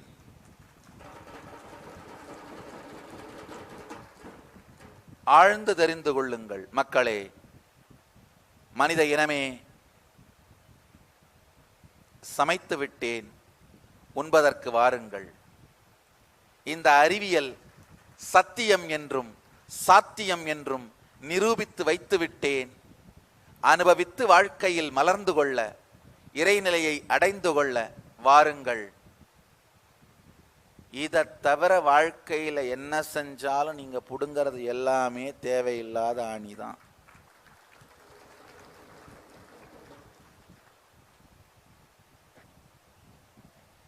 கொஞ்சம் கேஷுவலா சொல்லிட்டேன், ஆனா அதுதான் உண்மை. மனித உணர்வு நிலையை அடைந்த பிறகு இதற்கு அடுத்த நிலையான இறைநிலையை நோக்கி முன்னேறுவது, இறைநிலையை நோக்கி செல்வது என்கின்ற செயலை தவிர எதை செய்தாலும் அது வாழ்வை வீணடிப்பது. உங்கள் வாழ்க்கையோட செய்ய வேண்டிய செயல்களில் முதல் பிரையாரிட்டியா, ஃபர்ஸ்ட் பிரையாரிட்டியா இறைநிலையை அடைவது வரட்டும். படிப்பதும், பணம் தேடுவதும், உறவுகளை சேர்ப்பதும், வாரிசுகளை உருவாக்குவதும், அவர்களுக்கு பணம் தேடுவதும், இது எல்லாமே இரண்டாவதாக இருக்கட்டும்.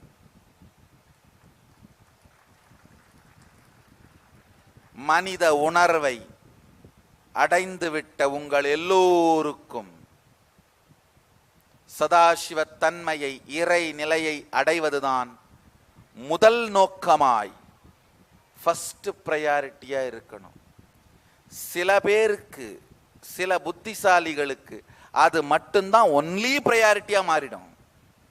சரி, அந்த அளவுக்கு நமக்கு புத்தி இல்லைன்னா கூட பரவாயில்ல, ஃபர்ஸ்ட் பிரையாரிட்டியாவது இருக்கட்டும். இது மட்டுமே ஒன்லி பிரையாரிட்டியா மாறினவர்கள் தான் வாழ்க்கையில் வெற்றியடைந்த ஞானிகளும் சித்தர்களும் யோகிகளும். அட்லீஸ்ட் இது ஃபர்ஸ்ட் பிரையாரிட்டியாவது வச்சிருந்தோம்னா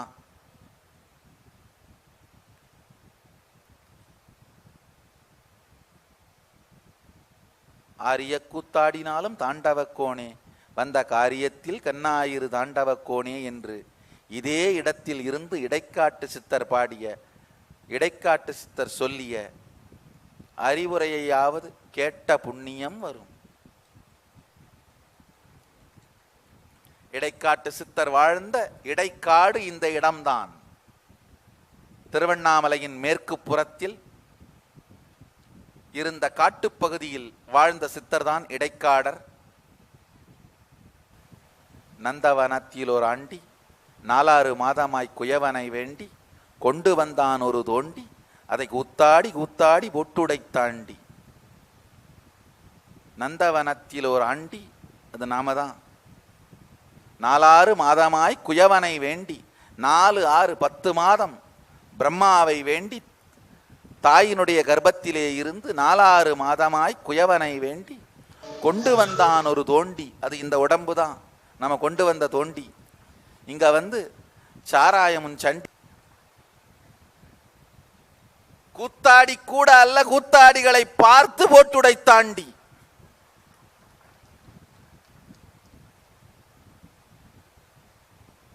எத்தனையோ பாடுபட்டு மனித உணர்வு என்னும் நிலையை அடைந்திருக்கின்றோம்.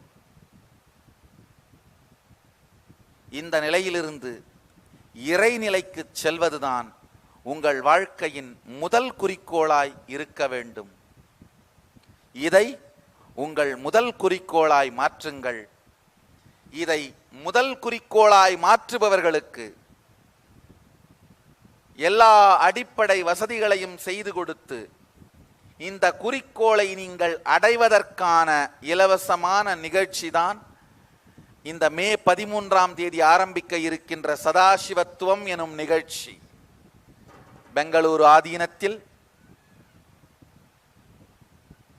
மனிதர்கள் இறைத்தன்மை அடைவதற்கான அனுபூதி அறிவியலான ஆகமம் சார்ந்து இயங்கிக் கொண்டிருக்கின்ற மிகப்பெரிய ஆன்மீக சோதனை கூடம், பரிசோதனை கூடம், வெற்றி அடைந்து விட்ட ஆன்மீக பரிசோதனை கூடம் பெங்களூரு ஆதீனம் வந்திருந்து இந்த ஆகமம் எனும் அறிவியல் ஆழ்ந்து புரிஞ்சுக்கோங்க. ஆகமம் அப்படின்னா என்னன்னா,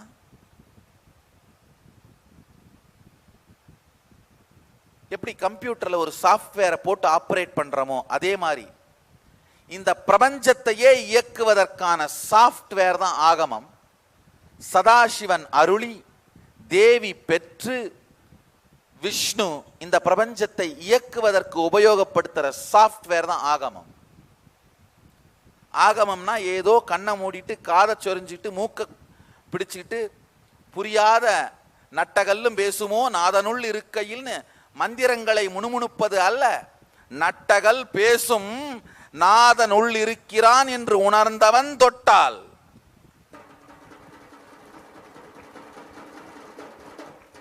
ஆகமம் ஒரு அறிவியல். உலகத்தை பிரபஞ்சத்தையே இயக்கிற சாஃப்ட்வேர் தான் ஆகமம். அதோட அப்டேட்டட் வெர்ஷன்ஸ் தான் அவதார புருஷர்கள்.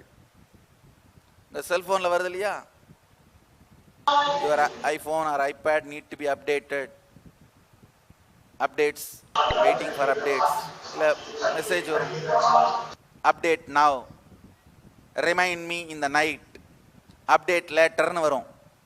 அந்த மாதிரி மெசேஜ் தான் குரு உங்கள் வாழ்க்கையில் தோன்றுவது. வந்து தீட்சை எடுத்துக்கோ, இல்லை அடுத்த பௌர்ணமி ஜூன் 8ஆம் தேதி கல்பத்தருக்கு வா, இல்லை மே 13ஆம் தேதி சதாசிவத்துக்கு வா. நீங்கள் எந்த மெசேஜை ப்ரெஸ் பண்ணுறீங்கன்றது உங்கள் பொறுப்பு. அப்டேட்டட் சாஃப்ட்வேர் அப்டேட்டுக்காக வர ரெக்வெஸ்ட் தான் உங்கள் வாழ்க்கையில் குரு தோன்றுவது, ஒரு அவதார புருஷன் தோன்றுவது. நீங்கள் நவ் அப்டேட் நவ்னு ப்ரெஸ் பண்ண போகிறீங்களா, இல்லை ரிமைண்ட் மீ லேட்டர்னு ப்ரெஸ் பண்ண போகிறீங்களா, இல்லை நாட் நவ்னு ப்ரெஸ் பண்ண போகிறீங்களான்றது உங்கள் முடிவு தான். விண்டோஸ் 1லேருந்து விண்டோஸ் 2, 3, 4, 5, 6, 7, 8ன்னு உங்களை அப்டேட் பண்ணிக்கிறது உங்களுடைய பொறுப்பு. அப்டேட் பண்ணிக்கிட்டா வாழ்க்கையினுடைய பல்வேறு சாத்திய பரிமாணங்கள், சாத்திய கூறுகள் சத்தியமாகும். நான் விண்டோஸ் 10 கூட இல்லை, டோர். ஆழ்ந்து தெரிந்து கொள்ளுங்கள், உங்களுடைய உணர்வை குரங்கிலிருந்து மனிதனாகி ஆகியிருக்கின்ற உணர்வு வளர்ச்சி, உடல் மன உணர்வு வளர்ச்சியை அடுத்த நிலைக்கு கொண்டு செல்ல வேண்டிய நேரம் வந்துவிட்டது. கடந்த 200 ஆண்டுகளாகவே இந்த பெருமுயற்சியை, மனித இனத்தை அடுத்த நிலை ஆன்ம வளர்ச்சிக்குள் தள்ள வேண்டிய பொறுப்பை, இந்த செயலை கடந்த 200 ஆண்டுகளாகவே மிகப்பெரிய ஞானியர் கூட்டம் பூமியில் முயற்சி செய்து கொண்டே இருந்தது. ராமகிருஷ்ணரில் துவங்கி விவேகானந்தர், பரமஹம்ச யோகானந்தர், ரமண மகர்ஷி, அரவிந்தர், மகர்ஷி மகேஷ்-யோகி, பிரபுபாதா, ஆனந்தமயி, பல்வேறு ஞானியர், சித்தர்கள், யோகிகள் பல்வேறு முயற்சிகளின் மூலமாக மனித இனத்தை அடுத்த நிலை சக்திக்குள், ஆன்ம வளர்ச்சிக்குள் தள்ளுவதற்கான, கொண்டு செல்வதற்கான, புஷ் பண்றதுக்கான முயற்சிகளை எடுத்துக் கொண்டிருந்தார்கள். அரவிந்தர் ஆனந்தம் பரமசுகதம் கேவலம் ஞானமூர்த்திம் ஸ்வந்வாதீதம் ஜகனசதிருஷம் தத்வமஸ்யாதி லக்ஷ்யம் ஏகம் நித்யம் விமலமசலம் சர்வதீ சாட்சிபூதம் பாவாதீதம் திரிகுணரகிதம் சத்குரும் தம் நமாமி.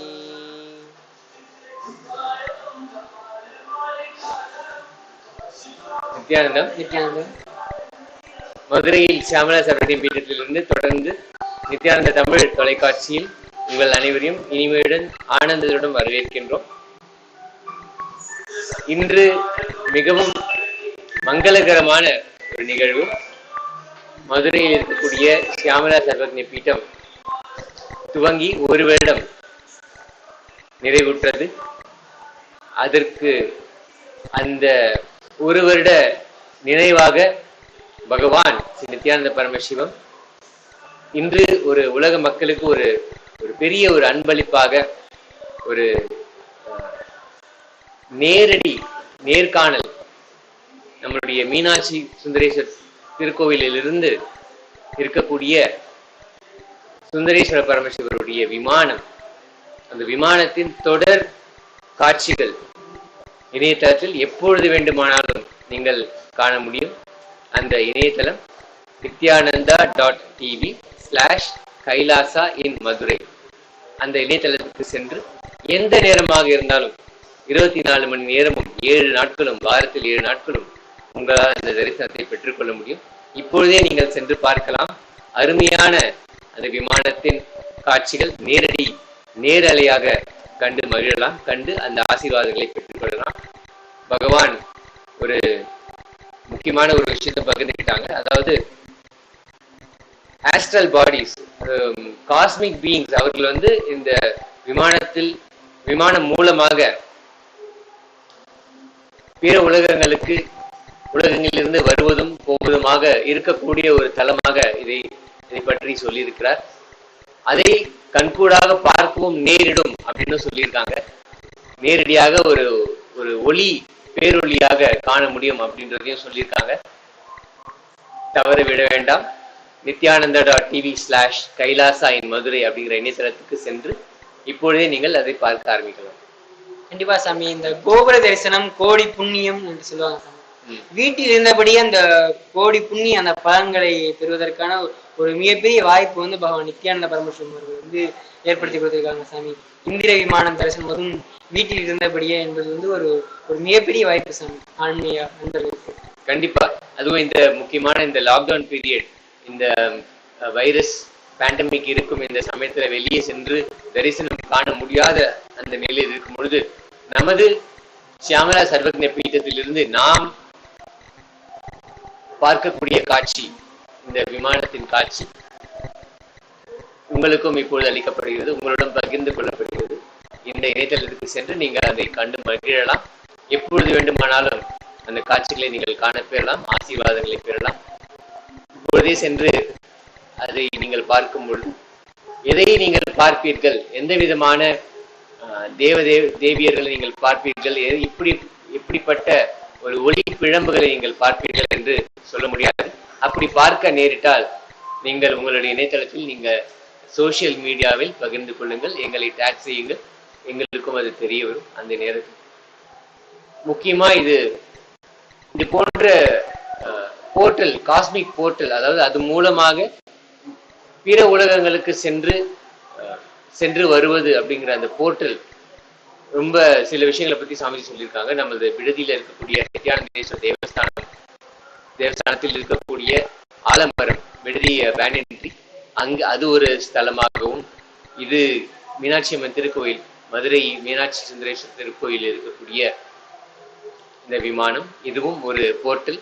இது மூலமாக நாம் நமது நிலையை உயர்த்தி இந்த கான்சியஸ் அவேக்கனிங், உயிர்ப்பின் உயர்வை நோக்கி நாம் செல்லும் பொழுது அந்த காட்சிகளை நாம் காண பெறுகிறோம். மிகவும் ஒரு உன்னதமான ஒரு விஷயமாக இது உலக மக்களுக்கு பகவான் இன்னைக்கு அறிமுகப்படுத்தி இருக்கிறாங்க. அதே போல ஒரு வருடம் பகவான் ஸ்ரீ நித்யானந்த பரமசிவம் மதுரை ஆதீனத்தின் 293வது மகா சன்னிதானமாக கொரோனேஷன் நடந்தது. அவருக்கு முடிசூடப்பட்டார். அதற்கு பிறகு நிறைய சம்பவங்கள்னால அவர் அவருடைய சேவைகளை முடக்கி வைத்திருக்கிறார்கள்.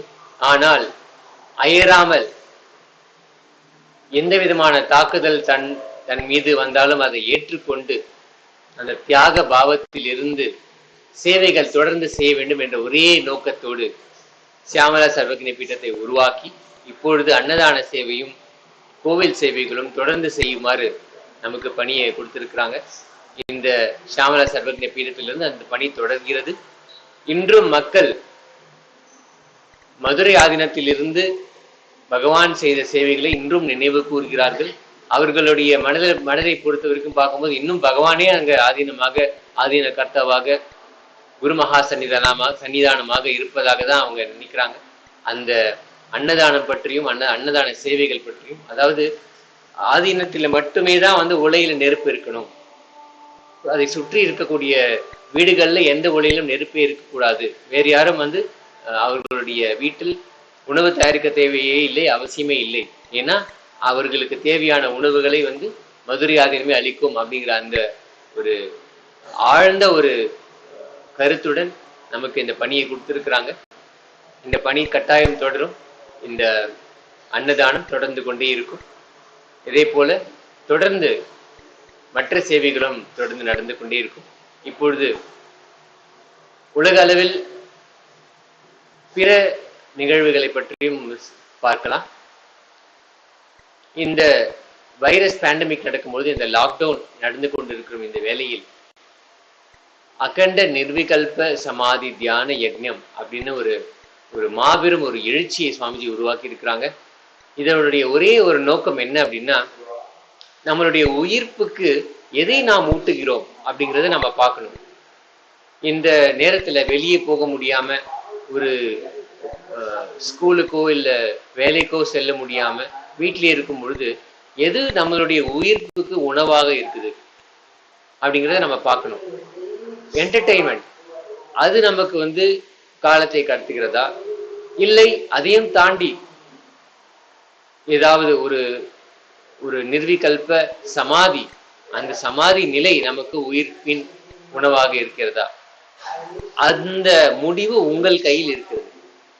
நீங்கள் எதை தேர்ந்தெடுக்கிறீர்களோ அதை பொறுத்துதான் உங்களுடைய வருங்காலம் அமையப்படுகிறது. நிர்விகல்ப சமாதி, பீயிங் அன்கிளச்ட் அப்படின்னு சுவாமி சொல்றாங்க. அதாவது எண்ணங்கள் ஓட்டம், எப்பவுமே எண்ணங்கள் ஓடிக்கொண்டே இருக்கும். அந்த நேரத்துல அந்த எண்ண ஓட்டத்திலிருந்து நம்மை நாமே விடுவித்துக் கொள்வது, ஒரு சாட்சியாக எண்ணங்களை பார்ப்பது அப்படிங்கிற அந்த பீயிங் அன்கிளச்ட் நிர்விகல்ப சமாதி நிலை, அதை நாம் அடையும் பொழுது, நமது உயிர்ப்பின் உணவாக அது அமையும் பொழுது, நமது வருங்காலம் எந்த இடத்தில் நம்மை எடுத்துக்கொண்டு இது செல்ல போகிறது, இந்த பேண்டமிக் முடிந்து நாம் மீண்டு வரும் பொழுது நாம் எங்கே இருக்க போகிறோம், எப்படி இருக்க போகிறோம், இந்த பிரபஞ்சத்தின் உயிர்ப்பு ஒரு பிரேக் த்ரூ நடந்து கொண்டிருக்கிறது, ஒரு பெரிய மாற்றம் நடந்து கொண்டிருக்கிறது. அந்த மாற்றத்தின் இறுதியில் நாம் எங்கே இருக்க போகிறோம் அப்படிங்கிறத இதுதான் முடிவு செய்யப்படுது. இந்த அகண்ட நிர்விகல்ப சமாதி தியான யக்ஞம் அப்படிங்கிறது, அகண்ட அப்படின்னா முடிவே இல்லாதது, நிறுத்தமே இல்லாதது, தொடர்ந்து 24 மணி நேரம் நடந்து கொண்டே இருக்கக்கூடிய தியானம் சமாதி நிலை. உலக அளவில் இருக்கக்கூடிய ஆபத் சன்னியாசிகள், நமது சுவாமிஜியால் நேரடியாக ஆசீர்வாதம் பெற்ற, தீட்சை பெற்ற ஆபத் சன்னியாசிகள் உலக அளவில் நடத்தி கொண்டு வருகிறார்கள். அதில் நீங்களும் கலந்து கொள்ளலாம்.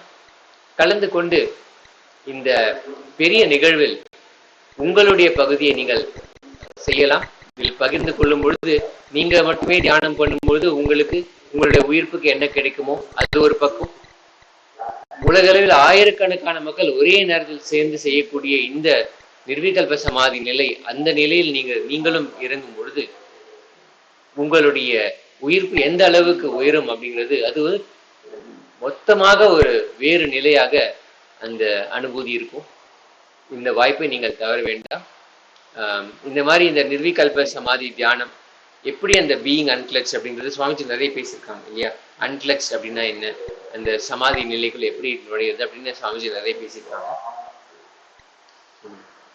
கண்டிப்பா சாமி, இந்த நிர்விகல்ப சமாதி, அகண்ட நிர்விகல்ப சமாதி எல்லா தரப்பட்ட மக்களும் கலந்து கொள்ளலாம். இதுக்கு எந்த தகுதியும் இல்லை, சிவதீட்சை வாங்க வேண்டும், இல்ல இதுக்கு முன்னாடி பகவான்கிட்ட ப்ரோக்ராம் ஏதாவது அட்டன் பண்ணிருக்க வேண்டும், இன்னைக்கு எந்த விதமான தகுதியும் இல்லாமல் அனைத்து தரப்பட்ட மக்களும் கலந்து கொள்ளலாம் சாமி. பகவானே ஒரு சத்சங்கத்தை சொல்லியிருக்காரு சாமி. இசைக்கு சுவாமிகள் தன்னுடைய உள்ளுக்குள்ள அந்த குளிர்ச்சியை உணரும் போது அது வெளியில பிரபஞ்சத்துல இருந்து பிரதிபலிச்சு. அதாவது சொல்றாரு, பகவான் சொல்றாரு, அகமே உலகின் அளவி, அகமே உலகின் செயலி அப்படின்னு சொல்லியிருக்காரு சாமி. இங்க இருந்து உள்ளுக்குள்ள இருந்து இந்த பிரபஞ்சத்தையே நம்ம செயல்படுத்தலாம். அதற்கான பட்டன் நம்ம உடம்புக்குள்ளதான் இருக்கு, நமக்குள்ளதான் இருக்கு. அதை செயல்படுத்துவதன் மூலமாக பிரபஞ்சத்தை இயக்கலாம் அப்படின்னு சொல்லியிருக்காரு சாமி. அந்த முறைதான் இப்ப பகவானே கையாண்டுட்டு இருக்காரு சாமி. நம்மளை பரமசிவனாக மாற்றி நாம் இந்த பிரபஞ்சத்தை இயக்கிட்டு இருக்கோம். இந்த அன்கிளச்சிங் அப்படிங்கிற ப்ராசஸ் நம்மளை பரமசிவனாக மாற்றி நம் மூலமாக இந்த பிரபஞ்சத்தை இயங்க வைக்கிறது சாமி. அதன் மூலமாக இந்த கொரோனா கட்டுப்படுத்துகிறது.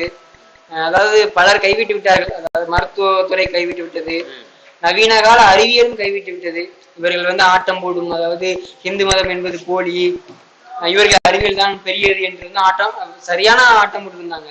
ஆனா இப்பொழுது பாத்தீங்கன்னா அமெரிக்காவில் ட்ரம்ப் அவர்களே வெள்ளை மாளிகையில் முன்வைத்து வேதம் ஓதுகிறார்கள், நம்முடைய வேதத்தை ஓதுகிறார்கள் கொரோனாவிற்கு. அது மட்டும் இல்லாமல் பல நாடுகளில் மஞ்சளும் வேப்பிலையும் பயன்படுத்தப்படுகிறது. இன்னும் பல நாடுகளில் வேதங்களை வந்து அவர்களுடைய அந்த மருத்துவமனையிலேயே 24 மணி நேரம் ஓத வைக்கிறார்கள். அப்படி என்றால் மனிதரும் கைவிட்டு விட்டார்கள், அவர்கள் கண்டுபிடித்த அறிவியலும் கைவிட்ட பொழுது நம்முடைய சனாதன தர்மம் மட்டும்தான் உலகத்தையே காப்பாற்றி கொண்டிருக்கிறது அப்படிங்கிறது ஒரு மிகப்பெரிய உண்மை சாமி. இனி வந்து சனாதன தர்மத்தை ஒரு மூட நம்பிக்கை என்று சொல்பவர்கள் தான் முட்டாள்கள் என்பது எல்லோருக்குமே தெரியும் சாமி. கண்டிப்பா உள் இருப்பின் அறிவியல் அப்படின்னு சொன்னாலே அது சனாதன இந்து தர்மத்தில் இருந்தா வந்திருக்கும். அதோடைய மூலம் பார்த்தீங்கன்னா சனாதன இந்து தர்மத்துல தான் இருக்கும்.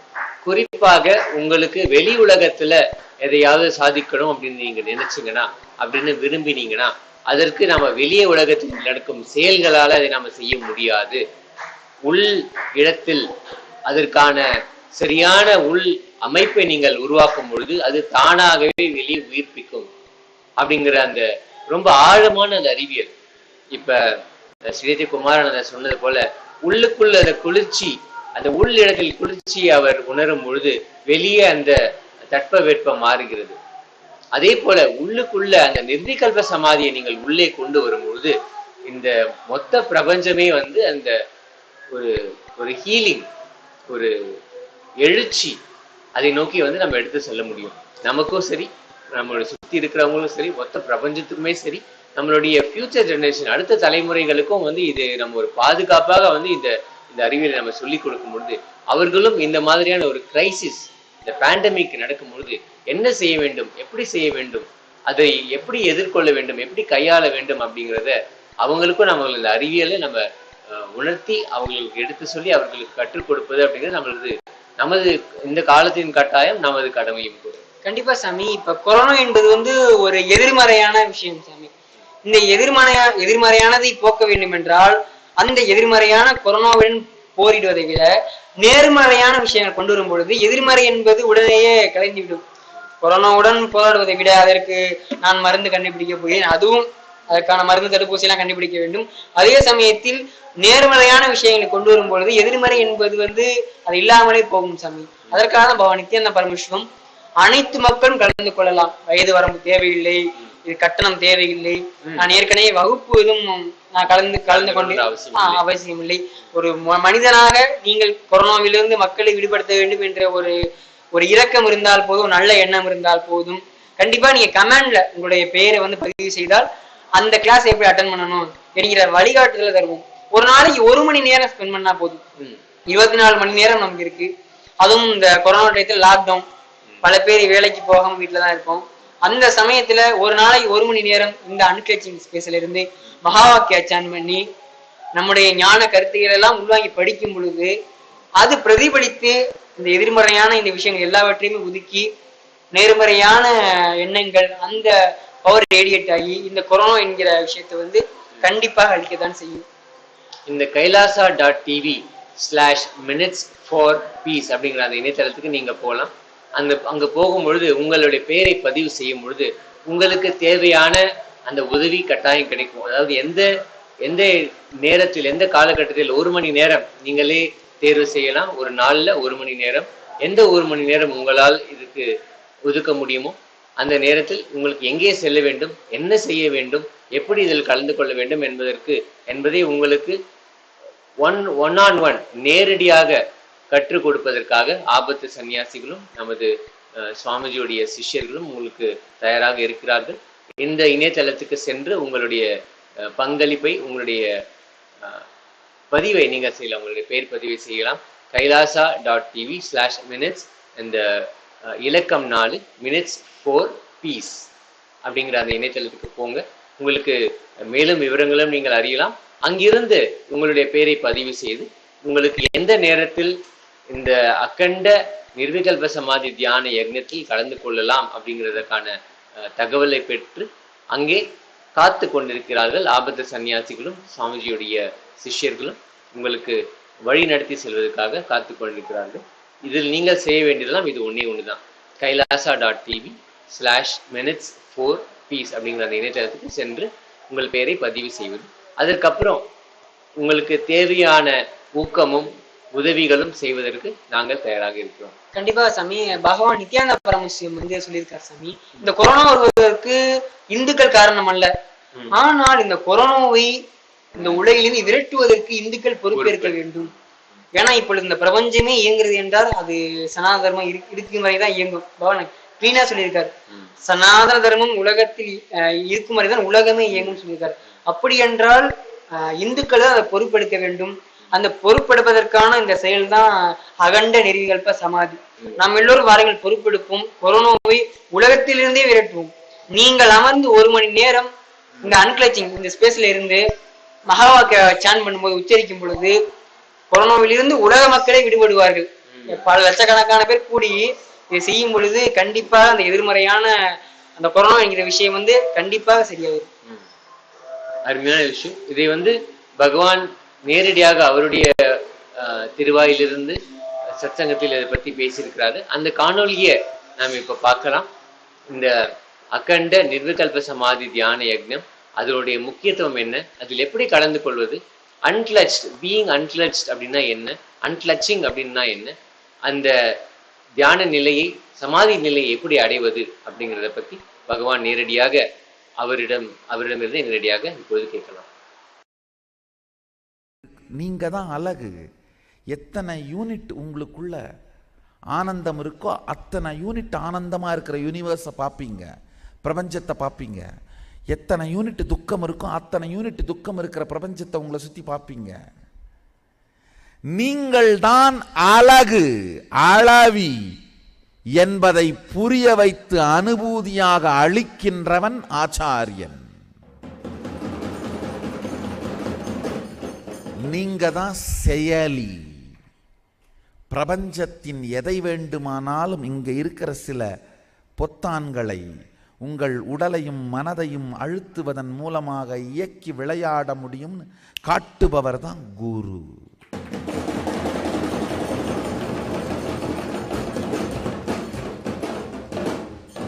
பிரபஞ்சத்தின் அளவி நீங்கள் என்று தெரியும் பொழுது அறிவுக்கு பஞ்சமில் இருக்காது, அறியாமையே மறையும்.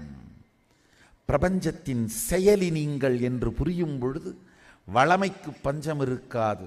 பிரபஞ்சமே உங்கள் லக்ஷ்மி, உங்கள் சொத்து.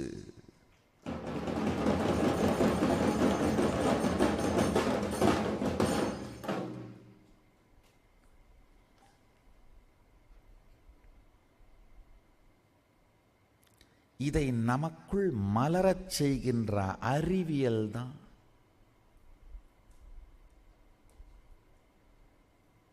தீட்சை. சமய தீட்சைங்கிறது முதல் நிலை, அடுத்தது இரண்டாவதாக விசேஷ தீட்சை. பெருமான் ஆகமத்திலே அளித்திருக்கின்ற 9 தீட்சைகள். இது எல்லாமே பார்த்தீங்கன்னா இந்த அறிவியலை அனுபூதியாக மாற்றிக்கொள்ளுகின்ற தொழில்நுட்பம், methodology through which you can realize the science in your life. இந்த அறிவியலை அனுபூதியாக மாற்றிக்கொள்ளுகின்ற நுட்பம். திரும்பவும் சொல்றேன், இந்த 2 ஸ்டேட்மெண்ட்டை இன்னும் ஆழமா புரிஞ்சுக்கோங்க. 3-4 முறையாவது அதை உள்வாங்கி கேட்டீர்களானால் அதோட சத்தியம் புரியும். பிரபஞ்சத்தின் அளவி நீங்கள் அப்படின்னா உங்களுக்குள்ள நீங்க திரும்பி பார்த்து உங்களை எப்படி உணருகிறீர்களோ அப்படித்தான் உலகத்தையும் உணர்வீர்கள். உங்களை பற்றி குழப்பமா இருந்தால் உலகத்தை பற்றியும் குழப்பமா இருக்கும். உங்களை பற்றி பாதி புரியுது பாதி புரியலைன்னா உலகத்தை பற்றியும் பாதி புரியுது பாதி புரியலைன்னு இருக்கும். உங்களை பற்றி என்னவெல்லாம் உங்களுக்கு புரிகிறதோ பிரபஞ்சத்தை பற்றியும் அது எல்லாம் உங்களுக்கு புரியும். உங்களை பற்றி என்னவெல்லாம் உங்களுக்கு புரியவில்லையோ பிடிபடவில்லையோ பிரபஞ்சத்தை பற்றி அது எல்லாம் உங்களுக்கு பிடிபடாது, புரியாது. இங்கு புரியவே அங்கு புரியும், அங்கு புரிந்தால் இங்கு புரியும். எல்லா நிலையிலும் உங்கள் இரத்த ஓட்டம் உட்பட, உயிர் ஓட்டம் உட்பட பிராண ஓட்டம் உட்பட உங்க பிராண ஓட்டம் தான் வெளியில் அடிக்கிற பருவக்காற்றுகள். இந்த பிராண ஓட்டத்தை புரிஞ்சுக்கிட்டீங்கன்னா வெளியில் இருக்கிற பருவக்காற்றுகளை புரிஞ்சுப்பீங்க.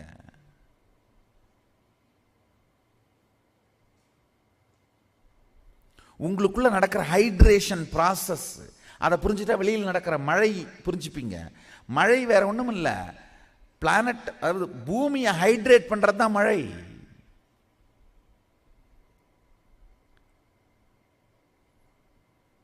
உங்களுக்குள் நடப்பவைகளை புரிந்து கொண்டால் உலகத்தில் நடப்பவைகள் அத்துணையையும் புரிந்து கொள்ளலாம். அகமே உலகின் அழகு.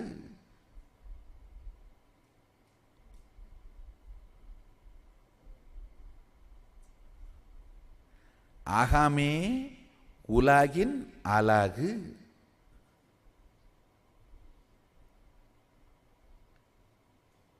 அகமே உலகின் செயலி.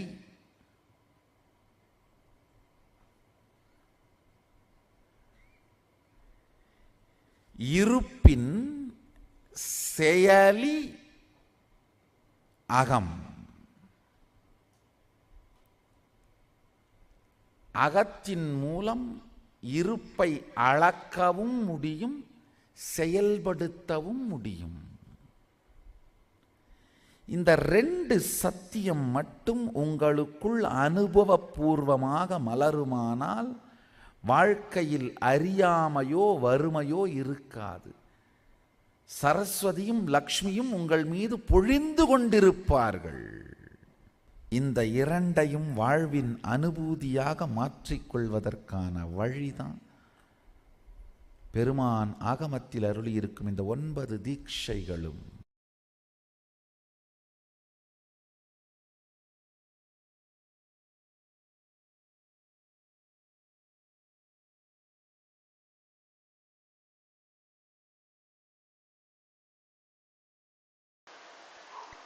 இப்பொழுது நீங்கள் பார்த்தது அகண்ட நிர்விகல்ப சமாதி தியான யக்னத்தை பற்றி பகவான் ஸ்ரீ நித்யானந்த பரமசிவம் அருளிய பொன்மொழிகள். சத்சங்கத்தில் அந்த சமாதி நிலைக்குள் எப்படி நுழைவது, அதுக்கான யுக்தி பீயிங் அன்கிளட்ஸ்ட், அதை எப்படி கையாள்வது, எப்படி அந்த சமாதி நிலைக்குள் நுழைந்து அந்த நிலையில் இருப்பது அப்படிங்கிறத நம்ம கேட்டோம். இந்த நிகழ்வில் நீங்கள் கலந்துக்கணும்னா நீங்க செல்ல வேண்டிய இணையதளம் kailasa.tv/minutes4peace அப்படிங்கிற அந்த இணையதளத்துக்கு சென்று உங்கள் பெயரை பதிவு செய்யலாம். 24 மணி நேரமும் 7 நாட்களும் வாரத்தில் 7 நாட்களும் உங்களுக்கு உதவி செய்வதற்காக ஆபத்து சன்னியாசிகளும் சுவாமிஜியிடம் நேரடியாக தீட்சை வாங்கிய சிஷ்யர்களும் தயாராக இருக்கிறார்கள் உங்களுக்கு உதவி செய்வதற்காக. பதிவு செய்யுங்கள், இந்த சமாதி நிலையில் இறங்குங்கள், உங்களுடைய உள்ளிடத்தை உயிர்ப்பித்து அதன் மூலமாக மொத்த பிரபஞ்சத்தின் உள்ளிருப்பை கான்சியஸ் அவேக்கனிங் அப்படின்னு சொல்லக்கூடிய அந்த எழுச்சியை நீங்கள் அனுபூதியாக நீங்கள் பெறலாம். தொடர்ந்து பரமசிவோகம் அப்படிங்கிற அந்த மோஸ்ட் பாசிட்டிவ் ஹேப்பனிங் அப்படின்னு சுவாமிஜி சொல்லியிருக்காங்க. இந்த காலகட்டத்தில் மிகவும்